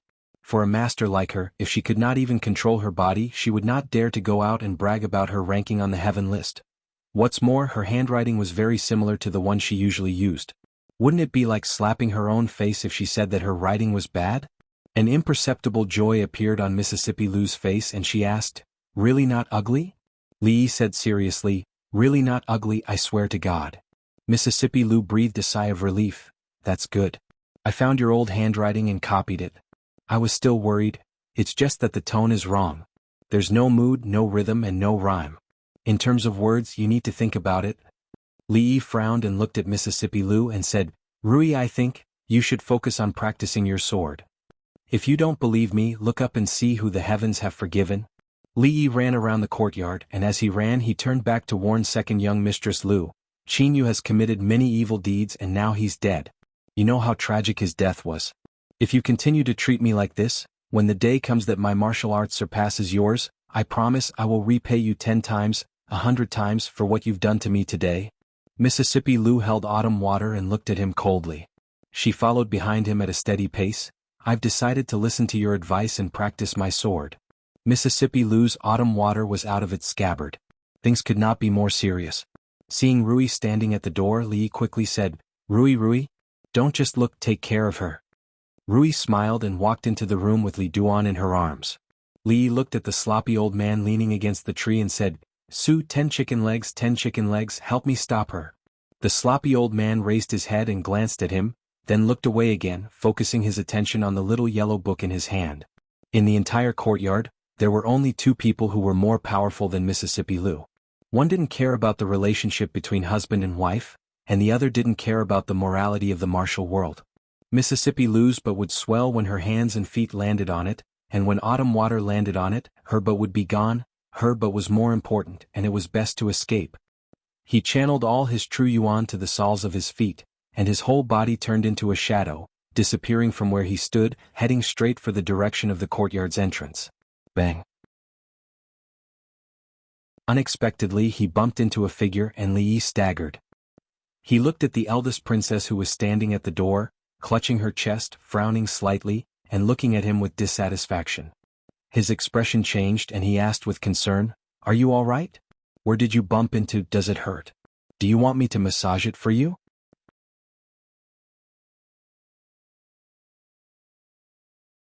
Chapter 934. Li was surprised himself. It wasn't like he didn't know what he was capable of, so how could he have bumped into the eldest princess? With her martial arts and alertness, no matter how sudden it was or how fast he was, it was impossible for her to not be able to dodge in time. Unless she was really too absent-minded. So absent-minded that she didn't even notice that someone had bumped into her. He naturally knew how fast he was just now. Even he felt pain when he bumped into her, not to mention the delicate eldest princess. Therefore the first thing he did was ask her where she had bumped into. Did it hurt? Did she need him to help rub it? However, what was with the 3 inexplicable chills he felt from the front, the back, and the door? Was there anything wrong with not running away after bumping into someone and showing proper concern? Compared to those people who ran away after the accident, her personality was many times more noble. Li looked at the eldest princess and said in a concerned voice, "I'm sorry, I ran too fast just now. Are you all right?" "I'm fine." Emingzu covered her chest with one hand and shook her head, but her brows were still slightly knitted. No wonder it felt so soft just now. Li realized where he had bumped into and he couldn't help feeling even more worried. After several months of hard work, the eldest princess' chest finally had a bit of improvement. It could even be said that it was just beginning to take shape. If it was knocked back by this, wouldn't he be committing a great sin? Wouldn't he be ruining this girl's life? Out of a man's sense of responsibility, he had to take responsibility for her to the end. When there were outsiders around, Mississippi Lou's personality was completely put away. She didn't want others to think that she was a violent woman, especially not Emingzu. She could read and write poems. She was also skilled in both literature and martial arts, not any worse than Emingzu. When she sat down at the table, the eldest princess put her hand down from her chest. When Li looked at her carefully, he found that she was very different from before.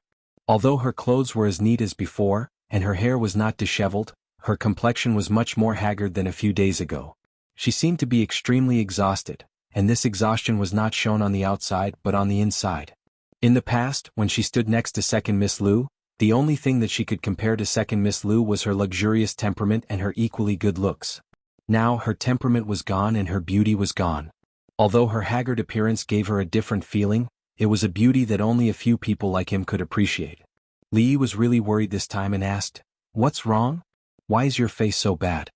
She was not like this even during the busiest times of the imperial court. Even if she had a few special days, she should not be so haggard. Li Mingzhu shook her head and said, "It's nothing. It should be because I haven't slept well these days." She casually picked up a piece of paper on the table and looked at it. She said, "Who wrote this poem? The words are okay, but the poem is a complete mess." Ignoring Li Yi's strenuous winking at her, she shook her head and continued, "The tone is wrong, the mood is completely absent, and even the rhythm is not understood." Li Yi rubbed his eyes and leaned back on the chair, covering his face with his hands. The eldest princess had received royal education since she was young. It could be said that she was skilled in both literature and martial arts. All in all, she should be the most outstanding woman in the entire Jing kingdom, no, in the surrounding countries. In her opinion, Mississippi Lu's poem was no different from a child's play. However, the truth was one thing and saying it was another. If this matter could be brought up, her chest wouldn't be hurting now. "We haven't sparred for a long time." Mississippi Lu picked up autumn water and said, "Let's spar." Okay. The two of them never refused each other's challenges. Perhaps the eldest princess, who was in a bad mood, also wanted to vent. She only spat out a word, stood up, and walked to the exclusive sparring field for the two of them in the inner court. Li Yi lay on the chair and looked at the blue sky. He didn't really want to watch the fight. Seeing her like this, the words Cui Qingming said in the imperial prison echoed in his ears again. Yes, although his surname was Li, it was not the Li of the royal family. Even if he was Emingzu, he could only be considered half a Li. No matter who the new emperor was, he or Emingzu would not be allowed to exist. This point he didn't need Cui Qingming's reminder. He had always been very clear. At first, his thoughts were very straightforward. If there was no new emperor, these conflicts would not exist. However, the crux of the problem was Emingzu. She could participate in the affairs of the country, she could act as the representative of the court, and she could do anything the emperor could do. However, for her to truly sit on the throne, she still couldn't get over it. In the end, she couldn't get over the man lying in bed. Even if she didn't have any selfish motives and just wanted the country to become stronger and better, she couldn't change the fact that this was equivalent to treason. It was the same as treason against her own father. Even after he left, she couldn't do this with a clear conscience. This wasn't her fault. If she could really do this without any psychological pressure, she wouldn't be the Li Emingzu he knew. She wouldn't be the Li Emingzu he liked. "What are you thinking about, husband?" A soft voice came from behind him. Li got up from the chair and walked over. He pulled Rui's hand and sat down on the stone bench beside him. He said, "Something troubling me?" Rui looked at him and asked, "It's been so long. Haven't you made a decision yet?" Li looked at her in surprise and shock. He asked, Decide what?" Rui smiled and said, "Although I don't know what my husband is hesitating about, this matter must be very important. Otherwise, my husband wouldn't have used more than 2 years and still haven't made a decision." Rui didn't like to talk like Xiao Huan and chatter. She also wasn't like Mississippi Lu, who spoke like gold. She always saw everything and remembered it. Some of Li Yi's subtle emotional changes could be hidden from Xiao Huan and Rui, but it couldn't be hidden from her. Rui leaned on his shoulder and murmured, "Is it hard to decide?" It wasn't just the eldest princess who found it hard to decide. Even Li Yi himself had never truly made up his mind. He sighed and said, "One step is the sky, one step is the earth. It's very difficult." Rui held his hand tightly and said, "No matter what happens in the future, I and Rui will accompany you to the heavens and the earth." With her words, Li Yi didn't have anything to hesitate about. Whether it was to the heavens or the earth, he would always have Rui by his side. Mississippi Lu, forget about it. She would only beat him until he cried. Whether to advance or retreat, he decided to let Emingzi make the choice. He gently kissed Rui's face, stood up and walked towards the inner courtyard. In fact, he didn't think highly of the eldest princess in this competition. One was diligent enough to challenge him every day to improve her strength, while the other was always burdened by court affairs and neglected her martial arts. One advancing and one retreating, the gap between them quickly became apparent. Sure enough, the sound of their previous competition was bang bang bang, but now it became bang bang bang. Li Yi passed through a moon gate and saw that the eldest princess was pressed down by Mississippi Lu. He raised his hand and quickly fell down, hitting a certain perky part of her body. That was how the sound of bang bang bang came out. As he hit, he frowned and asked, "Do you submit, do you submit, do you submit?" Li Yi stood still, thought for a moment and asked, "Do you need my help?"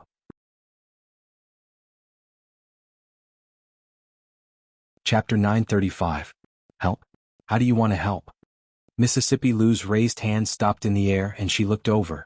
The Princess Royal's acupuncture point was sealed, and her pretty face was flushed. She stared at him with a murderous look. Rui, what are you doing? Li walked over quickly, pulled Mississippi Lou away and said, Emingzu is a princess. How can you treat her like this? Let go of her. Mississippi Lou was pulled away by him. The murderous look in the Princess Royal's eyes dissipated, and there was a hint of apology. It turned out that the help he was talking about was to help himself. Li secretly wiped away a cold sweat. Although he also wanted to try what it felt like to spank the butt of a princess who might become an empress in the future, it was just for the moment. There was still a long way to go, too. Rui, just thinking about it made him tremble. After the Princess Royal was helped up by him, she still couldn't move. Li looked up and down, left and right, and asked, Have your acupuncture points been sealed? Where was it? I'll help you unseal it. The Princess Royal's face turned red again, and she didn't say anything. Mississippi Lou came over, pushed him aside and gently touched Mingzhu's chest. Although she was humiliated by Mississippi Lou, she didn't do anything drastic after her acupuncture points were unsealed. She got up and walked to the hot spring room and said lightly, I'm going to take a bath. Give me a change of clothes. Li followed Mississippi Lou to the front. She suddenly turned around and asked, I'm going to get her a change of clothes and I'm going to take a bath. Do you want to come with me? Li hesitated. I don't think that's a good idea. When Mississippi Lou began to roll up her sleeves, Li waved his hand and said, I just took a bath this morning. I don't need it this time. After that he turned around and walked in the direction he came from. After being spanked by Mississippi Lou, the Princess Royal took a shower and changed her clothes. She looked much more energetic than before. The clothes she was wearing belonged to Mississippi Lou. They were about the same age and height. She could wear whatever Mississippi Lou could wear, but Mississippi Lou might not be able to wear what she could. Li noticed that Mississippi Lou's gaze kept drifting towards the Princess Royal's chest, and there was some doubt in her eyes. The relationship between the two of them was really strange to the extreme. They were enemies and friends at the same time. Li couldn't figure it out, but there was one thing he was very clear about. The two of them were indeed getting closer. With the Princess Royal's character, she could actually act as if nothing had happened after being spanked. With their habits, they would actually take a bath together with each other. This made Li involuntarily think of Zuemo and Ruoqing. What was wrong with the women around him? Emingzu tucked a strand of hair that was still a little wet at the temples behind her head. She looked up and asked, Have the princess sent you invitations? Li nodded and said, There are quite a few. The ones who were the happiest about the King of Shu losing power were not him or the Princess Royal, but the princes who used to be below the King of Shu. In the past, the King of Shu had a respected status and had the support of the Cui family and many forces in the court. The other princes could not see any hope at all. Now that the King of Shu had fallen, wouldn't the throne be chosen from among them? Therefore these days the princes whose fiefdoms were close to the capital had already rushed back to the capital. Those whose fiefdoms were far away were also on their way back after receiving the news. Naturally, returning to the capital was not just to watch the show. Returning to the capital was to win over the officials and nobles, strengthen oneself, and accumulate chips for the future struggle for power. In the past few days, Li Yi had already received several invitations to banquets. Of course, those invitations were now either lying at the bottom of the furnace or under the carriage. He was not the only one who made such a choice. Any official with status and some knowledge in the capital would not make a move to choose a side before the situation was clear. The struggle for the throne was not a game. If one chose the wrong side, it would not only implicate oneself in the future. Perhaps one's family would also be implicated. The previous wave of people who had chosen a side in advance had already died. Not only did they have to think for the country, but they also had to think for themselves. Li also had to think for himself, think for Rui, think for Xiaohuan, think for Zumo, think for Ruoqing, think for many people. It was also a sin to be too outstanding. With the old emperor's protection, he had nothing to fear. Once the old emperor could not protect him, those so-called princes and princes, who called him brothers now, would after a while be righteous and raise the butcher's knife against their brothers. Emingzi knew him very well. After being together for so long, she knew better than him who was who and what people would do. If there was really a day when Emingzi faced him with a sword, then there would be nothing in this capital, this Jin kingdom, that was worth his nostalgia. Emingzi looked at him and said, "Burn it." What? Li looked at her, and Mississippi Lu also looked at her. "Burn all those invitations," the eldest princess said in a low voice. the eldest princess said in a low voice. Then she looked up at him and said seriously, I've decided. Mississippi Lu looked at her and asked, What have you decided? Li didn't ask because he knew what she had decided. He was a little curious and a little surprised. This question was actually what he was going to ask her. Before he asked, she had already given the answer. He looked at her face and asked seriously, Have you really decided? Her expression was equally serious. I have decided. No regrets. No regrets. Li knew where the knot in her heart was. It was also the knot in his heart. If she couldn't get over it, she would never be able to make up her mind. That step was so difficult that the two of them had taken it for 2 years, but they still hadn't crossed it. What exactly happened that made her make such a decision in just a few days? Thoughts flew in his mind. After a moment he nodded, got up and said, It's good that you have decided. I will send you back. Emingzu stood up and nodded. Mississippi Lu looked at them. She felt that although the three of them were sitting very close, she was so far away from them. She couldn't understand what they were saying, couldn't understand what they were doing. She felt that she was the outsider. Li Yi sent the eldest princess out the door before turning his head. He looked at her and said, That day in the celestial prison what Cui Qingming said, did you hear it all? She didn't deny it, which meant she admitted it. Li Yi looked at her and sighed. He said, Actually you don't have to be like this. I really don't care. In the past it was always you who did it for me. She stopped walking and looked at him. Now it's my turn to do it for you. The eldest princess, who had always walked the smart and capable path, suddenly began to be emotional. Li Yi was stunned and couldn't get used to it for a moment. That. Li Yi looked at her and thought for a moment. He said, Even if you really want to do something you have to tell me first. Don't let your imagination run wild. Look at how haggard you look these few days. The eldest princess shook her head and said, It's all right. I can still hold on. It's not a matter of whether you can hold on or not. Li shook his head and said seriously, In the past, when you and Rui stood together, you were evenly matched. Now she has taken 70% of the advantage. You only have 30% left. When Li Mingzhu heard that, she was taken aback for a moment before she gave a faint smile. She turned around and attentively helped him adjust his collar. She asked, Do you know why Lu Rui always likes to beat you up? What?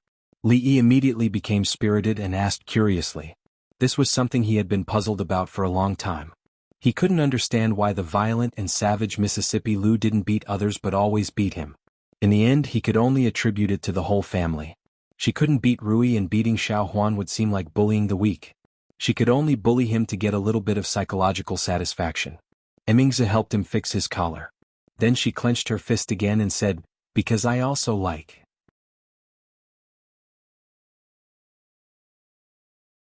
Chapter 936. She liked him, then she liked him. She liked him, then she should say it out loud. He would decide whether or not to accept her based on her performance in the future. She grabbed his collar just because she liked him.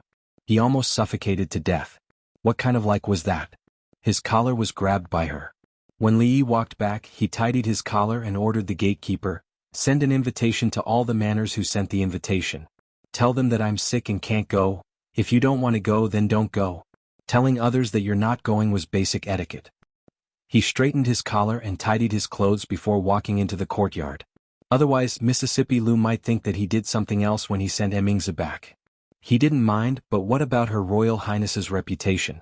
To Li Yi's surprise, Mississippi Lu wasn't in the courtyard. Wasn't she curious about Mingzhu's decision just now? It wasn't Mississippi Lu's style to not ask if she didn't know, especially when it came to matters related to Emingzu. So he planned to tell her personally.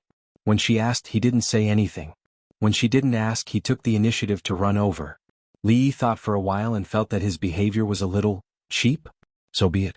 He was used to being cheap anyway. She didn't ask. If he still didn't explain, with her narrow-mindedness, he didn't know what she would think in her heart. Rui and he were telepathic. She had already guessed it. They didn't need to make it clear, and they didn't need to. Mississippi Lu was different. If he let her guess blindly, she could probably make up a wonderful New Year drama. He walked to the door of Mississippi Lu's room, knocked on the door and walked in. Many experiences and lessons showed that it was best not to enter a girl's room without knocking. It was not a good habit to not knock on the door. The frequency of accidentally seeing a girl bathing and changing her clothes was far too high. Even Li Yi suspected that he had some sort of lucky halo on him. It's not good to see indecent things. It's even worse if you don't take responsibility for what you see. Drunk Mo has already taken responsibility and Ruoqing hasn't. Mississippi Lu, we're a family, so don't be so distant. Mississippi Lu was reading in the room. Li walked over and sat down opposite her. He poured himself a cup of tea and asked tentatively, "Don't you have anything to ask me?"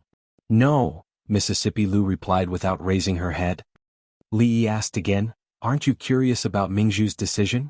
Mississippi Lu replied calmly without raising her head, "I'm not curious." Li stood up, took the book away from her hand and raised her head to make her look forward. Finally he sat down opposite her and said, "You're not curious, but I want to say..." Mississippi Lu finally stopped being arrogant and looked at him calmly. Li sighed first and a trace of sadness appeared on his face. He said, "His Majesty, I'm afraid he doesn't have many days left. You know, there's no hope for the King of Shu now. There's an undercurrent in the capital now. All the princes are returning to the capital with the excuse of visiting His Majesty, but they're secretly trying to fight for the throne." Mississippi Lu looked at him and asked, "Does this have anything to do with us?" "Why not?" Li looked at her, knocked on the table and said, "You're the leader of the Lu League. You have so many martial arts masters, officials and nobles under your command. You can tie them up and beat them whenever you want. If you're angry, the entire capital will shake 3 times. Don't doubt that you have such power now." Mississippi Lu continued to listen to him. "Only His Majesty can allow such a force to exist near the capital because he knows that we won't use this force to do anything to harm the court. But now that the new emperor has changed, will he still trust us like the current His Majesty does? Moreover, you also know that in the current court our family has already achieved a little bit of success. When the time comes, it will definitely attract the new emperor's suspicion. Maybe it will be used to establish power." Li felt that he needed to explain the stakes in this matter to Mississippi Lu. She had already grown up and she needed to learn about other things. Mississippi Lu nodded, then looked at him and asked, "What did she feed you just now? I even heard her say that she likes you." "There are some things you can't just listen to," Li said with a headache. "Do you understand what I just said? Do you understand the current situation of our family? Let's go tie up those princes." Mississippi Lu's method was always so simple and direct. Violence is a way to solve problems, but it's not the only way. Li looked at her and said solemnly, "You have to remember, you are a scholar now. A scholar can't always fight and kill." Mississippi Lu nodded and said, "So what did she feed you just now?" "She didn't feed me anything." Li rubbed between his brows, stood up and pressed down on her shoulder. He said, "We now have 2 paths. The first is to have someone who won't suspect us and won't doubt us become the emperor, and we will continue to stay in the capital. The second is to pack up now. We won't stay in the capital anymore. We'll abandon all the brothels, all the shops, all the properties. We'll take Rui, Xiaohuan and Emingzu and find a place to occupy the mountain and become king. I choose the second path." Mississippi Lu said without hesitation, looking a little eager to try. Then she seemed to realize something and asked, "Why do we have to take Emingzu with us? Why did they have to take the eldest princess?" Naturally, it was because she was in the same situation as him or even more dangerous than him. Once the new emperor ascended the throne, could he watch the existence of a princess who was more influential than him in the court, among the people, and in the hearts of all the scholars? If he used his brain a little, he would know what Mingzhu's fate would be after the change of the dynasty. Li sat down, sighed and said, "If we don't take her with us, you will never see her in the future. When the new emperor ascends the throne, he won't be able to tolerate us, let alone her. At that time he might kill her and he might let her marry anyone." "Really?" Mississippi Lu raised her head and asked happily. Li really had a headache. Why was it so difficult to communicate with Mississippi Lu? Mississippi Lu suddenly said, "There's something wrong with the way she looks at you." Li frowned and asked, "What's wrong? How can you tell?" "Intuition." Mississippi Lu frowned. Today the way Emingzi looked at him was not the same as before. There was something else hidden, something that made her vigilant. It was a look that only his sister had when she looked at him. "What's different?" Li shook his head and said, "The way she looks at me is exactly the same as the way you look at me. There's nothing wrong." Mississippi Lu raised her head and looked at him, and her body trembled slightly. Li then looked at her and said slowly, "If Emingzu can become the future emperor, we don't have to worry about anything." A woman becoming the emperor? Mississippi Lu came back to her senses and reached out to touch his forehead. She shook her head and said, "You don't have a fever? You must be crazy. If a woman can be the leader of Wulin, why can't she be the emperor? Li Yi looked at her and said, You are also a woman, you can't look down on women. That you're tuning in to the Han Li's Wuxia Chronicles YouTube channel.